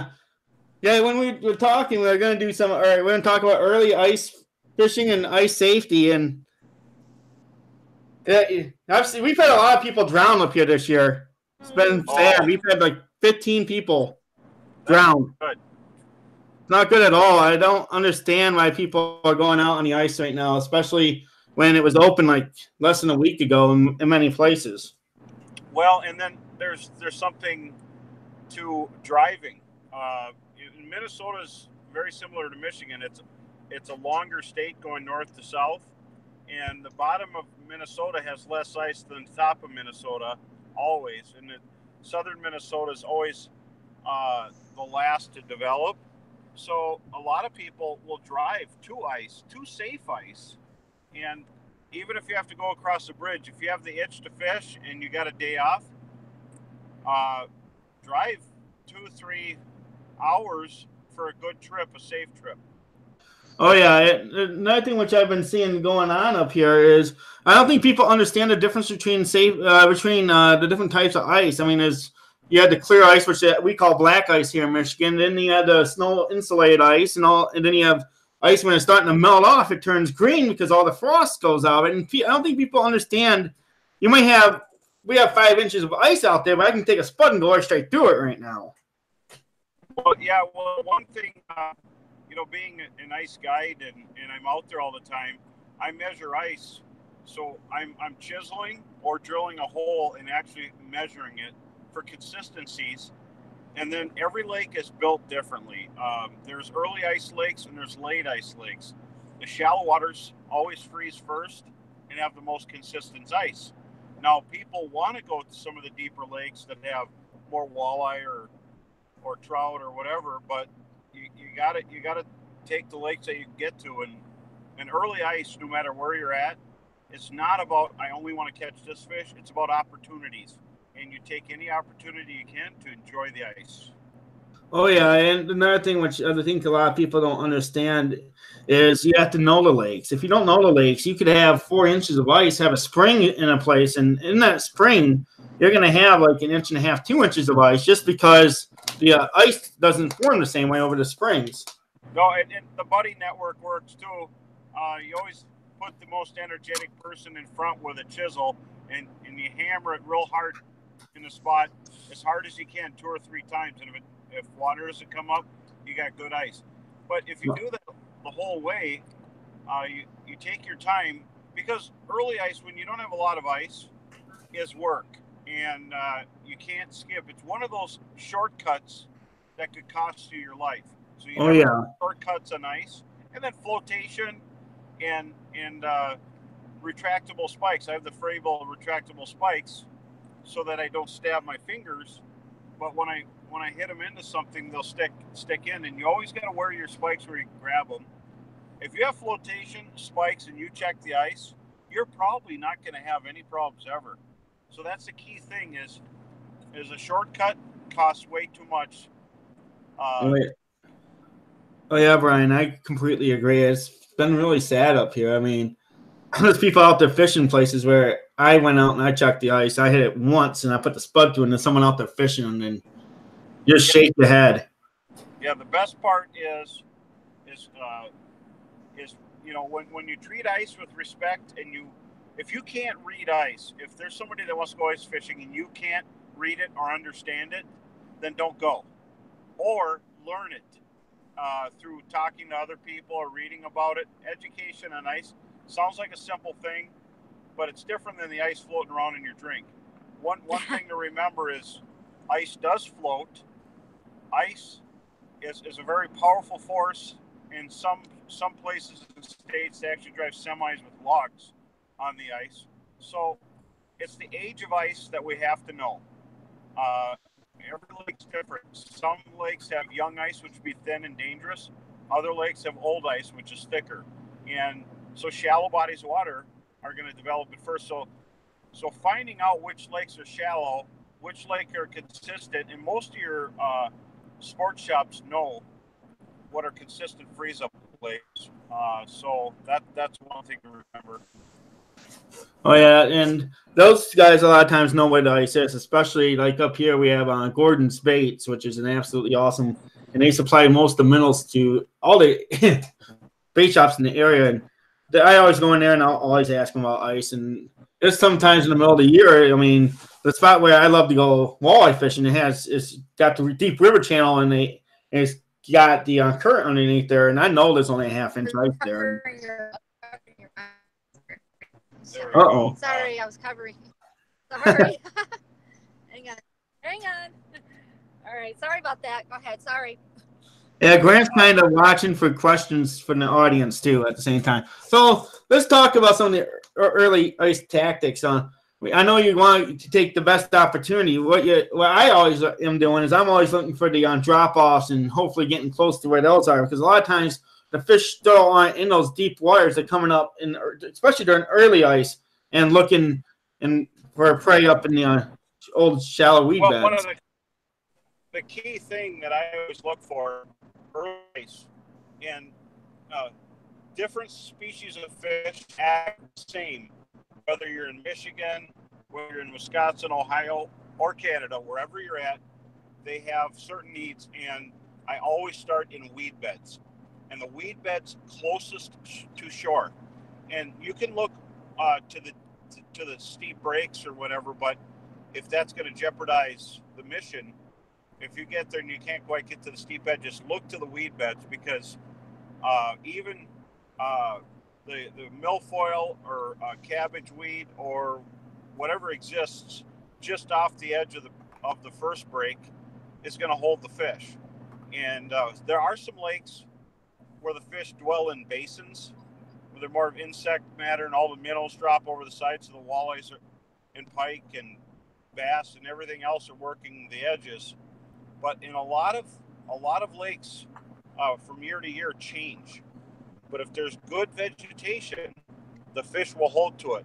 And the nice thing about vegetation is it's in shallow water where the ice is going to be the safest. So targeting vegetation with a 1-2 punch of using a small jigging lure, depending on what you're fishing for, a buckshot, rattlespoon, and a minnow head for perch or walleye or pike, and then involving a dead stick or a tip up with a live minnow just swimming works really well. But then drill your holes and then let it sit. Sometimes drilling or over chiseling holes can spook the fish out of the area. And I've seen it many times, even using a Humminbird 360 through the ice, where the fish will swim just out of reach around the hole and never come under the hole. Oh yeah. I've seen that. But one of the things I use a lot when I'm searching early ice is an Aquaview micro camera, because it's a camera for spying on fish. It's a little tiny camera. You drop it down there, and most of the time, if you're fishing perch or bluegills, they will come and gather around that camera, and they're not afraid of it. Walleyes are a little bit more afraid of objects in the water than panfish or bass. So walleyes are the fish that you really want a micro camera for. But you look for them, and then you unhook it, point it down in down view, and you can watch the fish bite underneath the camera or see what they're doing. Yeah, I'm kind of lucky to be up in this part of the state of Michigan. We don't have very much stained water; it's crystal clear. There's times you can spot a hole in the ice and you can see the bottom in 10, 15 feet of water. Wow, that's awesome, and that that's the fun part about it, is watching fish. Just like deer hunting, I started putting cameras out just to see what's out there, and I'm starting to see some hogs out there, but they never come out during daylight. But the cameras are becoming more fun than anything. It's the same as the deer hunting thing, but for fish. And you find unique spots, but I have a couple bodies of water like that I fish, and if I can get out there and it's clear ice without snow, I can walk around and see where the weed beds start and end, and even find logs that were in the lake since the old logging days. Some of them sank, and these logs are great places to hold crappies and bass. So, you get that as you're walking. It's kind of eerie seeing fish dart from underneath you and walking on weeds. But it's clear ice is the best ice. But once we get snow, the fish are a little less spooky. If you got that clear water condition, you definitely are your friend. You really love snow. Snow's your friend. Oh yeah. They can hide under it. And another thing which is absolutely awesome that I like doing is, just like you said, you can find the logs in that, but a lot of times I'll go through and I'll find spots where I want to fish, ice fish, and I'll mark them on maps. I actually make maps of where I find logs and drops and stuff. That's the best thing. Even with hummingbird, as far as sonars, everybody likes using a flasher because you can see the depth and you can see your fish.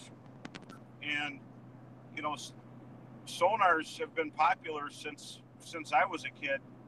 They weren't as complex as they are now. Like a hummingbird helix, it's not just a sonar. You can map a lake through the ice. Just by when you drill a hole and drop the transducer, if you say start mapping, if you hit the button, it'll record all that data and formulate a map for you. And then that's absolutely awesome. And that's absolutely awesome. Yeah, and that comes with it. So now a sonar is just a sonar, because they're all good now with chirp technology. Every brand has a good sonar, but how do you rise above? You get something that has that, and then with the waypoint tech, mapping and an actual map itself, that you can get a Michigan map, you can get a Great Lakes map, you can get maps for just about any state, and the map will be there, and you can actually you can know where you're fishing all the time, and you can look before you go. Oh yeah, I do that all the time. I always try to plan my fishing trips before I go out there. I try to figure out where I think the fish are going to be, and then I work from there. Well, one of the key things too is the first thing that people should do is identify what kind of fish you want to fish for, if you have a lot of options, and then make sure the fish exists in the lakes you're going to, and all that information's online. And then if you go to Google Earth, you could look at a lake you've never been to before, study the shoreline, and figure out ways to get on it. And then there's other maps that tell you if it's private property or not. So there's a way to figure out access. If there's a public access, but you have to go across deep water to get to the shallow end where the weeds are, maybe there's another way on. And so I always look at the shortest distance to my spot, and it's always the safest way to do it until you get a lot of ice. Oh yeah, having a lot of ice is the key to a lot of the systems, but you also have to keep in mind every once in a while, at least some of the bigger lakes up here, they'll get pressure cracks, and you'll end up with thin ice for like 10-15 feet, and then it will get back to thick.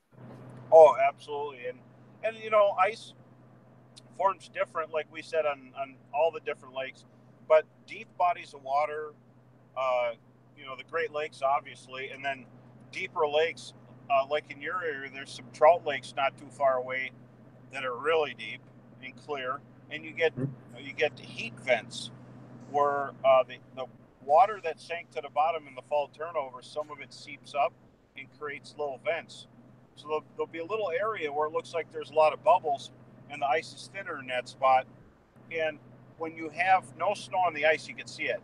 But if you have snow on the ice, it's a good old-fashioned workout. You're going to have to chisel your way to the spot, And but outside of that, once you understand it, have fun. Don't be scared of ice, but respect it, and you'll never have an issue. I even picked up a nebulous. I'm a guide, so I like to have a nebulous with, which is you pull the cord and it turns into a raft. Well, if you tie it to your machine, you got something you can grab onto. You keep your machine from sinking, and you got safety. So, but outside of that, we've leaned heavily on the safety factor. Now it's time to go have fun. Pick the shortest distance, or when you do get ice, you could go out there and once you develop a milk run of spots, then you're set for all different weathers. Every lake fish is different during different pressure systems. Oh yeah, and every lake fish is different. And every type of fish reacts differently to that pressure system too. Oh yeah.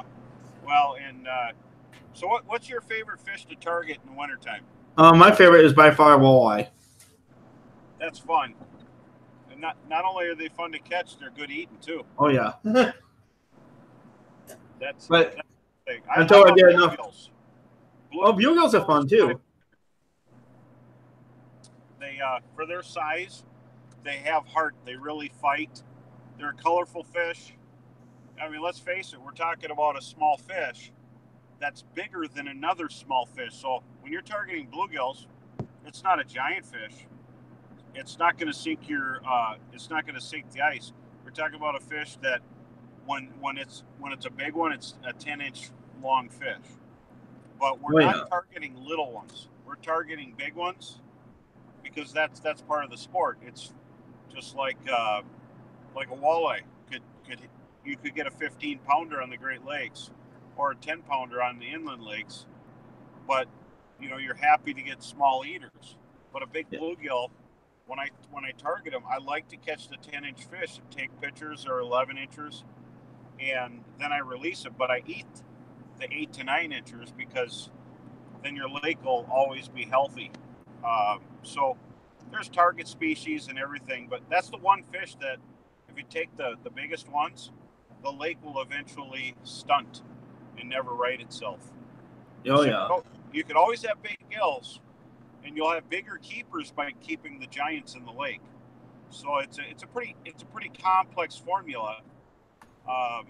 Outside of that, I don't see it as much in crappies or perch. Those are just volume fish that have cyclical year classes. And pike, walleyes, and bass, they just need growth time. Outside of that, there's always going to be walleyes, perch, bass, and crappies in all the lakes. Yeah, a lot of the lakes up here have jumbo perch in them, and they're a lot of fun to go catch. Yes, and with like perch, it's different. You get a limit of 10 to 13-inch perch, all different sizes. There's always a different year class below the harvest size to replace them, and it's a volume fish. The same with walleyes. Depending on hatches, obviously, I'm hearing that Erie had another big hatch this spring. It's all about the hatching and what's coming up in year classes. But there's a lot of great lakes in your area, and you're a stone's throw from a lot of other stuff too. Oh yeah, you have just about unlimited number of fish. I mean, you can fish for up here, and I love going out and I love doing the trout through the ice. I'll go out and I'll do pike in the early season where I don't have a lot of ice, just because I can get into the shallow ditches and they'll come up there and eat the minnows. And we're about 3 rooms up here. We're lucky. I talked to several people that they have canals that lead out to Saginaw Bay or St. Clair, and when they don't get real thick ice, they stand on a dock and drill a hole next to the dock. Oh yeah, I've seen that. And I had some people showing me pictures of a Frabill house on a dock, and they'd flip it over so it hangs over the edge. So when on the cold days, they're inside a fish house on a dock, fishing through the ice next to the dock, and they're really catching them. And those people are on southern Michigan near Ohio. Okay, yeah, that'd be a lot of fun. I tried to go down to that show you were at, but I just couldn't get the time off of work. That would have been a lot of fun to meet you down there. Oh yeah, well, and another thing to remember too, that Mark Martins has a ice fishing university in your area, and a lot of people like going to that because there'll be other pros, and then they get to learn stuff, but they get time on the ice with Mark and his. Uh-oh. We lost him. Yeah, it's showing it. Oh, there you go. About the dog barking, that was my phone ringing. Oh. So, but yeah, so he runs a university. Stop. Sorry. Okay. There we go. No, I don't think you're on anymore. Yeah, he is. Yeah, he's on. He is. Okay. Yeah. So, sorry. So we're, he's got this university. I think it's a great idea. I actually helped him on a couple of them, and he gets. It's kind of like a guide trip, but a learning mission too, with a bunch of people on the ice. Whenever I have a big group on the ice that I'm guiding, like I have Sunday, I have 7 guys. I spread them out, and somebody will hit into a little bit better bite or action than the other guys. Then I can move them accordingly. And can they see you? Can you see me? No, we can see the door. Okay, that's fine. Hang on a second. Hang on. No, it's the backside. Oh, they're gonna be pros at this by the end of the show. Yeah. What? Nope. No, that's okay. I got a face for radio anyway. There you go. Yeah, so now you can see me. Oh yeah. Sorry. And if I'm looking away, don't mind me. I'm a safe driver, and but yeah, so it's all about ice. That's what it is. It's all about ice, and it's my favorite time of year. I love ice fishing, and I live in an area that has good ice, but it's about experiences too. Because I've had clients come from southern Indiana here already this year to ice fish, and they get ice, but it's not consistent. So they seem to come once a year, and then I have clients from lower and central Michigan that come over, and I go to other places ice fishing. I've ice fished eastern lower Michigan, the UP, the southern Michigan ice lakes. I've ice fished Iowa, wherever I can. Even if I'm only in a place for a day and there's ice, I'll get a daily license and I'll go fish it, because that's part of the experience. Oh yeah, I wish they'd do a national license. That'd be so nice. If they had a national license, that would be good. If I work a show for a sponsor, and I'm in Florida, or and I don't go on as many of them anymore because I get tired of traveling. But when I do go, whether it's Kentucky or Arkansas, I always fished. Even if I can't get out in a boat, I'll fish dock or shoreline or near a dam. And because that's what we do. We're fishermen, so we fish. And when I'm not guiding, I go fishing. Oh yeah, that's a lot of fun. I absolutely love getting out there. Right now, it's just I would love to be out on the ice right now, but I know right now that it's not that thick. Well, you never know. You might do your radio show sometime with me on the ice, and I'll take you out in between the fish you catch, and people can see you catch them live. Oh yeah, that'd be absolutely awesome. It's not that hard to do. Yeah, well, right now you can drive a truck on the lakes I'm at, but it's no picnic either in my neck of the woods, because we did get good ice, and then we got real heavy snow, so it sunk the ice. So there's ice, then there's water, then there's little snow, so it's a slushy mess, and you can get snowmobiles stuck. You can get four-wheelers are useless in my area right now. I actually took the track truck. I got a truck on tracks out and went to several lakes and drove back and forth to make a sidewalk, or you might say a cemented road to get out there, because we have about 17 inches of ice and then all this slush on top. Well, now it was 20 below this morning. So that'll be like driving down a highway. In one night, that'll freeze solid. Yeah, and it's just up here before we had a crazy warm period in December, and it lasted all the way to January.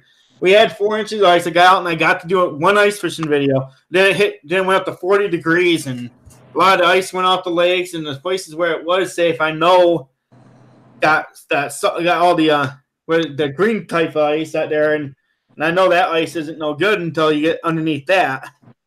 Oh yeah, it varies too, because wasn't that not last year, the year before, they were ice fishing on Lake Erie, and so yeah, we're at the mercy of Mother Nature, and you know, would have liked to have gotten this snow a little later, but it is what it is. But it's the wintry wonderland back at home. I'm heading to Wisconsin now to help out at a banquet for a fundraiser for soldiers in Operation Tip Up, and then I'll be hitting the ice. But I've got my fish monkey gloves, so my fingers will be warm. And, oh yeah, I was looking at those fish monkey gloves. They look really nice. They're awesome. They're articulate, and they had them at the show at Frank's booth. A cool style, and they're actually gloves that are engineered instead of just made for a profit point. These are engineered, and so that things like this make ice fishing or cold water fishing more fun. And it's cold. You know, it's not, even though you don't have ice, it's not like it's really warm. It's in the 30s and 40s. But if the access is open, I'd take a boat out and ice fish from the boat, because we call it ice fishing from a boat because this time of year, the best way to fish is controlled and vertical over the fish. And I'm getting reports even from Erie that they're jigging the fish. And they're using jigs, and they're also using winter spoons. And they're getting the fish under their boat and then jigging them up. Oh, yeah. A real blast. Instead, you know, nothing against trolling, everybody, but I like feeling the bite and setting the hook. Yeah, with the trolling, boat a lot of times sets the hook for you. Yeah, and you know, in a tournament situation, sometimes in the Great Lakes cases, the trolling usually wins. But lately, there's been people winning casting and ripping baits and jigs, which is very interesting that the Great Lakes that people are figuring that part out. But outside of that, if you don't have ice yet, you will get it. Winter will come, and eventually you'll be able to get out. The season may be short, but everybody should be ready. Oh yeah, I'm pretty sure it's here because it's going to be negative 25. So I'm pretty sure I'm about to get some good ice, and I'm getting excited. Oh, that's a good temperature. That makes it really fast. Yeah, I am very, very excited. I can't wait to get out there. Well, yeah, but now's the time to get ready. You know, outside of work and everything, be organized, do your studies, and then know where you're going to go. And it's always a better day, well planned. Oh yeah, when you go out to a lake and you don't have a plan, you also be just drilling holes to see the water. And it's the same with deer hunting. You know, most of the people know where they're going to sit. They don't just wander around the woods and move trees and look around, because you'd never have a chance to get a deer. Well, then why do they wander around and drill holes without a clue on a lake? Treat it like deer hunting. It's as serious as deer hunting. The best laid plan, the approach, and where you're going to sit and catch and gather your fish are very equivalent. And when you're getting ready for deer hunting, you walk the whole woods to make sure that you're not setting up and there's somebody 100 feet away from you going up in their deer stand in the morning with dropping a flashlight down their stand. You take that into account. You find a good travel route, and it's the same with fishing. So put that kind of research in, and you're going to have a slam dunk. Oh yeah, and I've seen that before where you'll be catching fish, and all of a sudden everyone moves over next to you because you're catching them. You're in all the drills, and then you have to move. I I meet all kinds of friends on the ice that I never knew I had. But that's part of it. I always figured I'll be nice to them because there might be a time I might need one of their holes. Or help. or help. You know, you don't want to yell at somebody and then the next thing you know, you fall through and they're the only one there. Always remember, yeah, there's some people just have a comfort level where they feel more comfortable if they're fishing right next to you, and it's it's public water. But outside of that, I think there's a way to get along with everybody, and there's plenty for everybody. And then just to if you help someone out a little bit, you don't have to give them the secret rock or the log crib, but it's always good to maintain good spirits on the ice. Oh yeah, I know in some parts of the country sometimes we have what's called Perchville, USA here, and it's like they'll have like bars and stuff right on the ice, and it's absolutely awesome when they have that stuff set up. Oh yeah, that'll keep you in good spirits too. Oh yeah, it is that one bar has like the ice fishing holes pre-drilled, so you can sit there at the bar and jig your lines. Wow. I am sure that they set up where there's no fish so that people could continue consuming. Probably. That's interesting. Well, yeah, we have the bar derbies in Minnesota also, where people went fishing and found themselves in a bar. But when I go, it's all about fishing. I might bring a water or a coffee or some perch chowder with me, and then I could always have a little toast later when I'm safely off the ice at home. And that's usually when I enjoy a little bar action, is when I'm at home. Oh yeah. But so yeah, I hope everybody listen to our safety part and treat ice as a unique thing, because it doesn't exist everywhere, and the places it does, everybody loves it. And even the states that don't have ice, there's people that want to come to our areas and fish on this thing. It's a bucket list for the people deep down south or in countries that don't have ice. They want to ice fish. Oh yeah, ice fishing is absolutely great. I absolutely love it, and I use a lot of that Northland tackle in the summertime. I love the Impulse leechers. Oh yeah, they work great. The Impulse is special because it has a scent that is, I think it's the best out there. It's the only plastics that I've seen where repeatedly have had gut hooked crappies and perching. Crappies usually don't get gut hooked. They chew on stuff a little bit. They don't have teeth, so they have to kind of crunch their minnows with their fragile jaws to try to injure them, because they usually don't swallow stuff. And I've had crappies gut hooked on Impulse using the skeleton minnows, my favorite shape for ice fishing. Mayfly, water flea. Water flea has such fragile appendages and a tail. It looks so lifelike that nothing can resist it. And then, of course, in the summertime, the leeches or the mini smelt or the full-size smelt work really well. Yeah, it's absolutely awesome when you out there you're fishing. Like, one thing which I love doing, especially later in the year, I'll find where I know there's current, and that's where I'm going to target.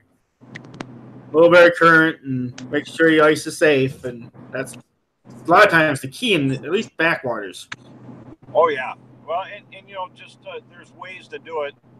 I know I don't get to go there in the wintertime, but just a little example, way over in the Missouri River areas of the Dakotas, even into Montana. That river runs through all those states. Obviously, it's not going to have good ice, but on some spots in the river bends, they stand on shore and drill a hole next to shore and catch walleyes standing on shore, because it's such a steep drop-off or near riprap or a bank. And so they sit on shore and they fish through the ice, which I thought was really cool. That would be a lot of fun. Yeah, and they actually get limits. Standing on or sitting on a bucket on shore. They drill ice next to a steep break, and then they catch them out there. So that's something I'd like to try this winter, is to go out there and see where these situations exist. And then, or even, I haven't been there in a while, but New York, just to the east of us, unique little things over there, but they don't have any ice yet either. It's going to come later, I think, this year. Yeah. I don't know, Jag, do you have any ice? I think Jag Fishing's in here, and he's in New York. They got Lake Oneida over there, and they got phenomenal pumpkin seed hybrids fishing over there, crappies, and then perch. Every lake over there's got good perch in it. And Oneida is one of those cases where, I mean, you drill a hole and you can be sitting on a gusher of jumbo perch, as well as walleyes. They do really well. So there's a lot of cool areas that I would like to get to, and just don't have enough time as I'm driving away from my ice fishing to go to a nice derby, and I won't be able to fish it actually because I have guide trips. I have my day job I have to go back to. Oh, yeah, it's like we had some ice fishing tournaments here, but I think the one on Hubbard Lake, which is the one I like to fish all the time, has been canceled this year. Oh. I don't think they have any ice. Jeez. Oh, that's a deeper lake, isn't it? Yes, it is. Hubbard Lake has some awesome walleye fishing in it. And has some... I fished that about 6-7 years ago, and caught suspended perch that were pushing 2 pounds, and I got 2 walleyes that were 26 and 26 and a half. And so I understand that lake's got some mysteries to it, but it's really kind of a neat lake. Oh, you'll catch 5-pound smallmouths in there all day long. That's an average size smallmouth in that lake's about 5 pounds. That's interesting. What I thought was kind of unique, because you don't see it all the time, is finding perch 20 feet down over 60 feet of water. I do a lot of drilling, and I checked one of the holes and I seen some marks on the screen, and there were suspended fish, and they were big perch. Well, that's because that lake is so clear that you can see the bottom in 30 feet of water. That's amazing. And that what I see in situations like that is you don't have to go all the way to the bottom. Even on in the UP on Bays de Noc. Okay, yeah, I know that place is pretty good too. Yeah, super clear water. A true story, at one of the ice fishing universities, Heather and I were fishing, and I left and she was fishing, and then her depth finder died, so she couldn't see where the bottom was, and she started catching fish. When I came back, she had a bunch of walleyes, and I'm like, how deep were they? I don't know. My depth finder died, and I was watching what she was doing, and she was in 50 feet of water fishing about 11 to 15 feet down, and the walleyes would come in from the side. You wouldn't mark them. So there's a case that if you have a depth finder, you might fish for all those whitefish near the bottom thinking they're walleyes, but these fish were swarming under the surface, under the bottom of the ice. So it's a unique thing that in clear water situations, the fish will rise up and chase bait fish on the surface. Oh yeah, I've always told people that if you don't have electronics, you always start up, because the fish can see up and you might be able to bring them up. But if you put that jig underneath them, they're never going to go down because they can't see it. No, yeah, and the rare time I do go down is if there's perch on the bottom and they're neutral. If you hit the bottom, not too many times, just enough to stir it up a little bit, it excites them, because whenever the mud gets kicked up is a sign that the perch are rooting up mayflies. And when that happens, one perch will excite a whole school of perch. And so I know people that drop, depth finders down in, the little plummets and or duck decoy weights, and they rip the bottom up a couple times, then drop a small lure in there, and it creates activity until it wears off. And sometimes it scares the fish away. Yeah. But there's a lot of tips and tricks you can do to get the fish, and walleyes definitely they'll eat a jig off the bottom, but most of the time through the ice, they're feeding up on clear bodies of water. Oh yeah, and it's like I was saying, is sometimes it's better just to try to fish above the fish than below them. It's always better to do that, but sometimes it's better to actually fish. And that's at their level or just above their heads. That's what I've always had my best. Fish. If I'm in 25 feet or less, I fish from the bottom of the ice down, and there's a lot of times I only get halfway down. When I'm using flashy spoons, I'll even jig it under the ice for a while till I see a mark on the screen and then slowly drop it. The refraction from the reflection on the bottom of the ice looks like a school of minnows. And because the bottom of the ice is shiny and it's irregular shaped, so it's going to cause a lot of it'll look like a whole bunch of, like a strobe, creating a bunch of little flashes, and it works. And that's just one of the tricks we did for many years for my guiding and even for tournaments on the ice.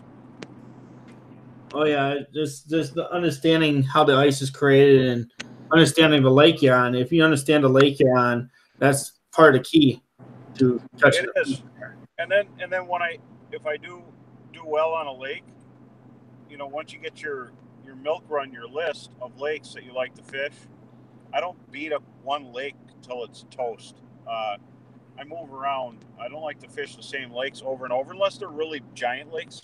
Smaller lakes, you hit it, and if you want it to stay good, hit it 1 to 4 times at the most in the winter, and then go to the next lake. You'll always have good fishing then. And if everybody did that, nothing would be wiped out, and but rotate your lakes just like especially if you're harvesting fish, there's just hit a bunch of lakes and you always maintain a good fishery that way. Oh yeah, it's learning to manage the resources is one of the most important things we can do. Oh yeah, and for example, in my neck of the woods, there's a retired guy that his mission is to fish every day and take everything out of one little lake. And but now I see that he started moving around too. He started wondering why his fish were gone. So it's one of those things that you only get. There's only so many, but if you're out in Erie, not as much to worry, or Lake of the Woods, or these giant bodies of water that can take more of an impact than the little ones. Oh yeah, if you wonder what the background is for fish, I'm sitting on Holton Lake in the background right now. Oh, that's cool. I want to fish that lake. I heard that the pumpkin seeds and hybrids are nice. Oh yeah, they get real nice in there. Some of the best lakes up here are some of the smaller ones in my neck of the woods, actually. Yeah, well, that's good. That lake's always going to be good because it has such a flourishing weed bed. I know that some of it's been eradicated, but that weed bed that runs across the lake there is the best feature of the lake. That is why the lake is so healthy. Yeah, a lot of times you need to find the green stuff, and when you find the green stuff, you'll find the fish. Exactly. Love fishing that kind of stuff. Green vegetation, healthy, lively, biting fish. Sounds like a good plan. And wasn't it a week or so ago someone caught a giant pike out there? Oh yeah, absolutely huge one out there. We have some huge pikes in this area too. That's awesome. Well, pike are a very unique fish, and it takes a while to get them really big. But it's like big, large fish with sharp teeth. That is an apex predator like that. It's fun to catch, especially when you can get a real big one. They put up a good fight and are impressive in size. Oh yeah. One thing that we can do up here, and I've done once, is you go out to we have Cook Pond, and they stock that every couple of years with tiger muskie. Those are fun. That's fun. Yeah, muskies are fun. They're fun to catch because they're just wild. They do wild things. In the open water, they'll jump. They're hard to keep on your hook because they throw it. In the wintertime, they can be quite a battle. If you can't keep it or don't plan on keeping it, just remember, don't lay it on the ice. If you freeze the skin or the eyes, they're toast. You'll release a dead fish. So I always like to, for pictures and photos of fish that you plan on not keeping and throwing back. Take a picture in the look at the turkeys. Oh, well. Take a picture in your house where it's warm, because if you freeze their eyeballs, that fish is toast. Just a little tip. When I'm guiding, and we're on a slot lake where you can't keep a certain size walleye, and that might be that person's biggest fish. I'll try to take a picture inside the house unless it's above freezing, and don't let them roll it on the ground so it's a powdered donut in the photo. But these are good ways to catch and release the fish you don't plan on keeping. Oh yeah, it's understanding the idea that they're cold blooded, and a lot of times they'll match the temperature of the ice, and when you put them back in that warmer water, it just you go in shock. Well, and if their fins freeze, every now and then you'll catch a fish on a heavily fished body of water, and the fins are all gone, like literally off the fish, and the fish will have like rotten looks on its skin, and that was a fish that was kind of released on a cold day, or even if they got one eye that's shot, sometimes it gets snagged in the eye. Other times it's from the wintertime. I've seen that on occasion, not a lot, but you do catch them like that where they're real damaged. But it doesn't take long to freeze their tissue, and but most of the case, a lot of places I fish have mostly eater-sized fish, so we don't have to worry about them.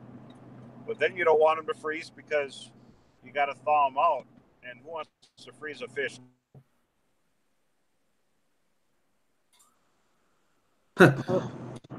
Sorry again. Hang on. That's okay.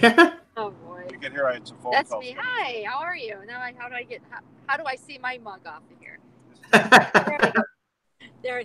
Hi. There you go. I got my seatbelt on. Hi. I'm just kidding.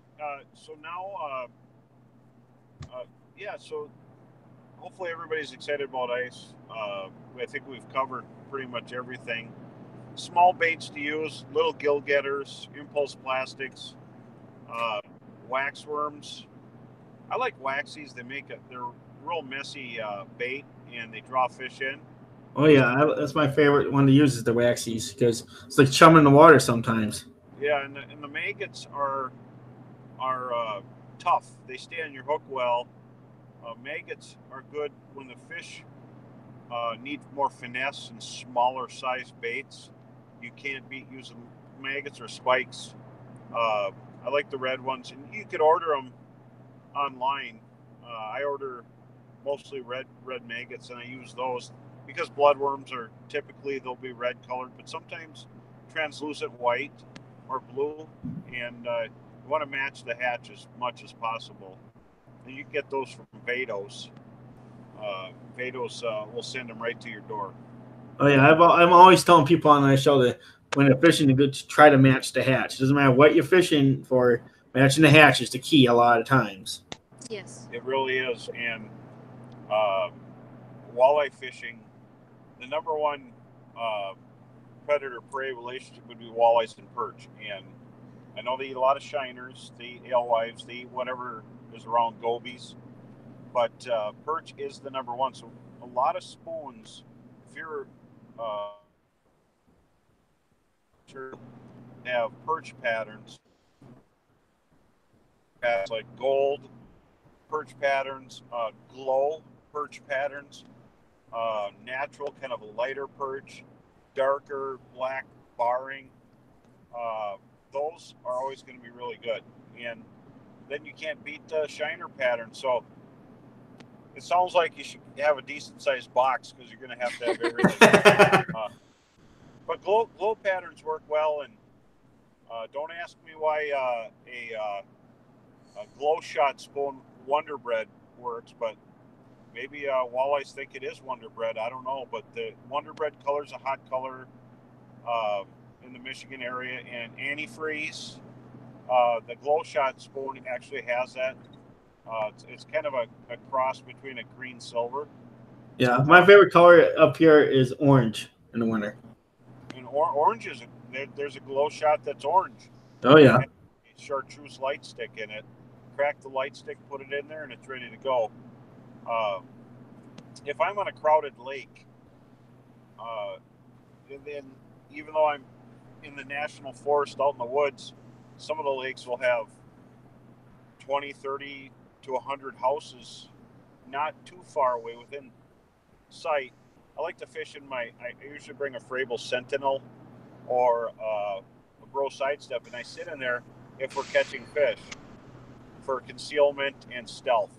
And that way you can catch a school of fish without interruption from people. Oh, yeah. Yeah, I've done that. I've seen that happen a lot of times, too. I'll be fishing, and I'll get into a little school, and all of a sudden, like I was saying, all your friends come find you. Oh, yeah. Well, the best way is to stay in a house because they don't see a hook set, they don't see a fish flop, and they see a house. Yeah. Concealment. Concealment is everything. So you might not, if you're ever up in my area, you might see me on the ice, or you might just see a house sitting there, and you'll never know if it's me or someone else, or if that person's catching anything. But you'll know a Frabill house sitting out there. That's why I switched to the houses. Yes. Yes. I love fishing on a bucket. I do like being outside and breathing the air and enjoying everything. But the concealment's important. And not only that, just to keep the wind off your back. You could leave it half open and not have the wind blowing on your back. That's kind of a neat feature in the Frabills. But definitely, well, it was good talking to you guys. Thanks for having me on today. Oh, thanks for coming, and it was a pleasure having you. If you want to do this again, you know how to get back on Hangouts, so maybe we can do something in the summer. Yeah, let's do that. Let me know when they're biting. Maybe I'll show up in a neighborhood near you. Okay, that'd be absolutely awesome. Yeah, and, well, good luck ice fishing, and keep up the good work, you guys, and we'll see everybody on the ice and on the radio. Thank you for coming. All right, thank you. Have a great day. Have a great day. Thanks. You're welcome. See ya. You guys take care. We will. Thanks for coming. Oh, yes, sir. How do I get out? Okay, wait, here we go. I got you. Well, that was awesome. Yeah, I learned quite a bit. Oh, yeah, and I'm sorry we had technical difficulties. We lost a lot of our viewers when we were fighting with it, didn't we? Yeah, we went from like 30 down to 16. Yeah, and now they're all coming back. Scrapping Crash and Darren's Northern Life. What's going on? Oh, Darren, you just missed it, man. You got to rewind it when we're done and watch the last half an hour or so. Well, guys, this is the end of the show. We only have 11 people. Do you want to rate someone, Grant? Yeah, let's see who we got live.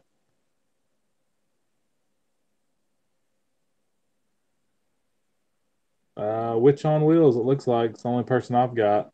Okay, let's go raid Witch on Wheels. Can you drop the link, Grant? And we'll use hashtag Kohl Raiders like we always use. Doing good, Scrapping Crash. We just finished up interviewing Brian Brosdahl about ice fishing and ice fishing safety. We're going to raid the Witch on Wheels. I'm going to drop that link. Thanks for joining us today. Everyone have a great day. Everyone have a great day. Thanks for coming, guys.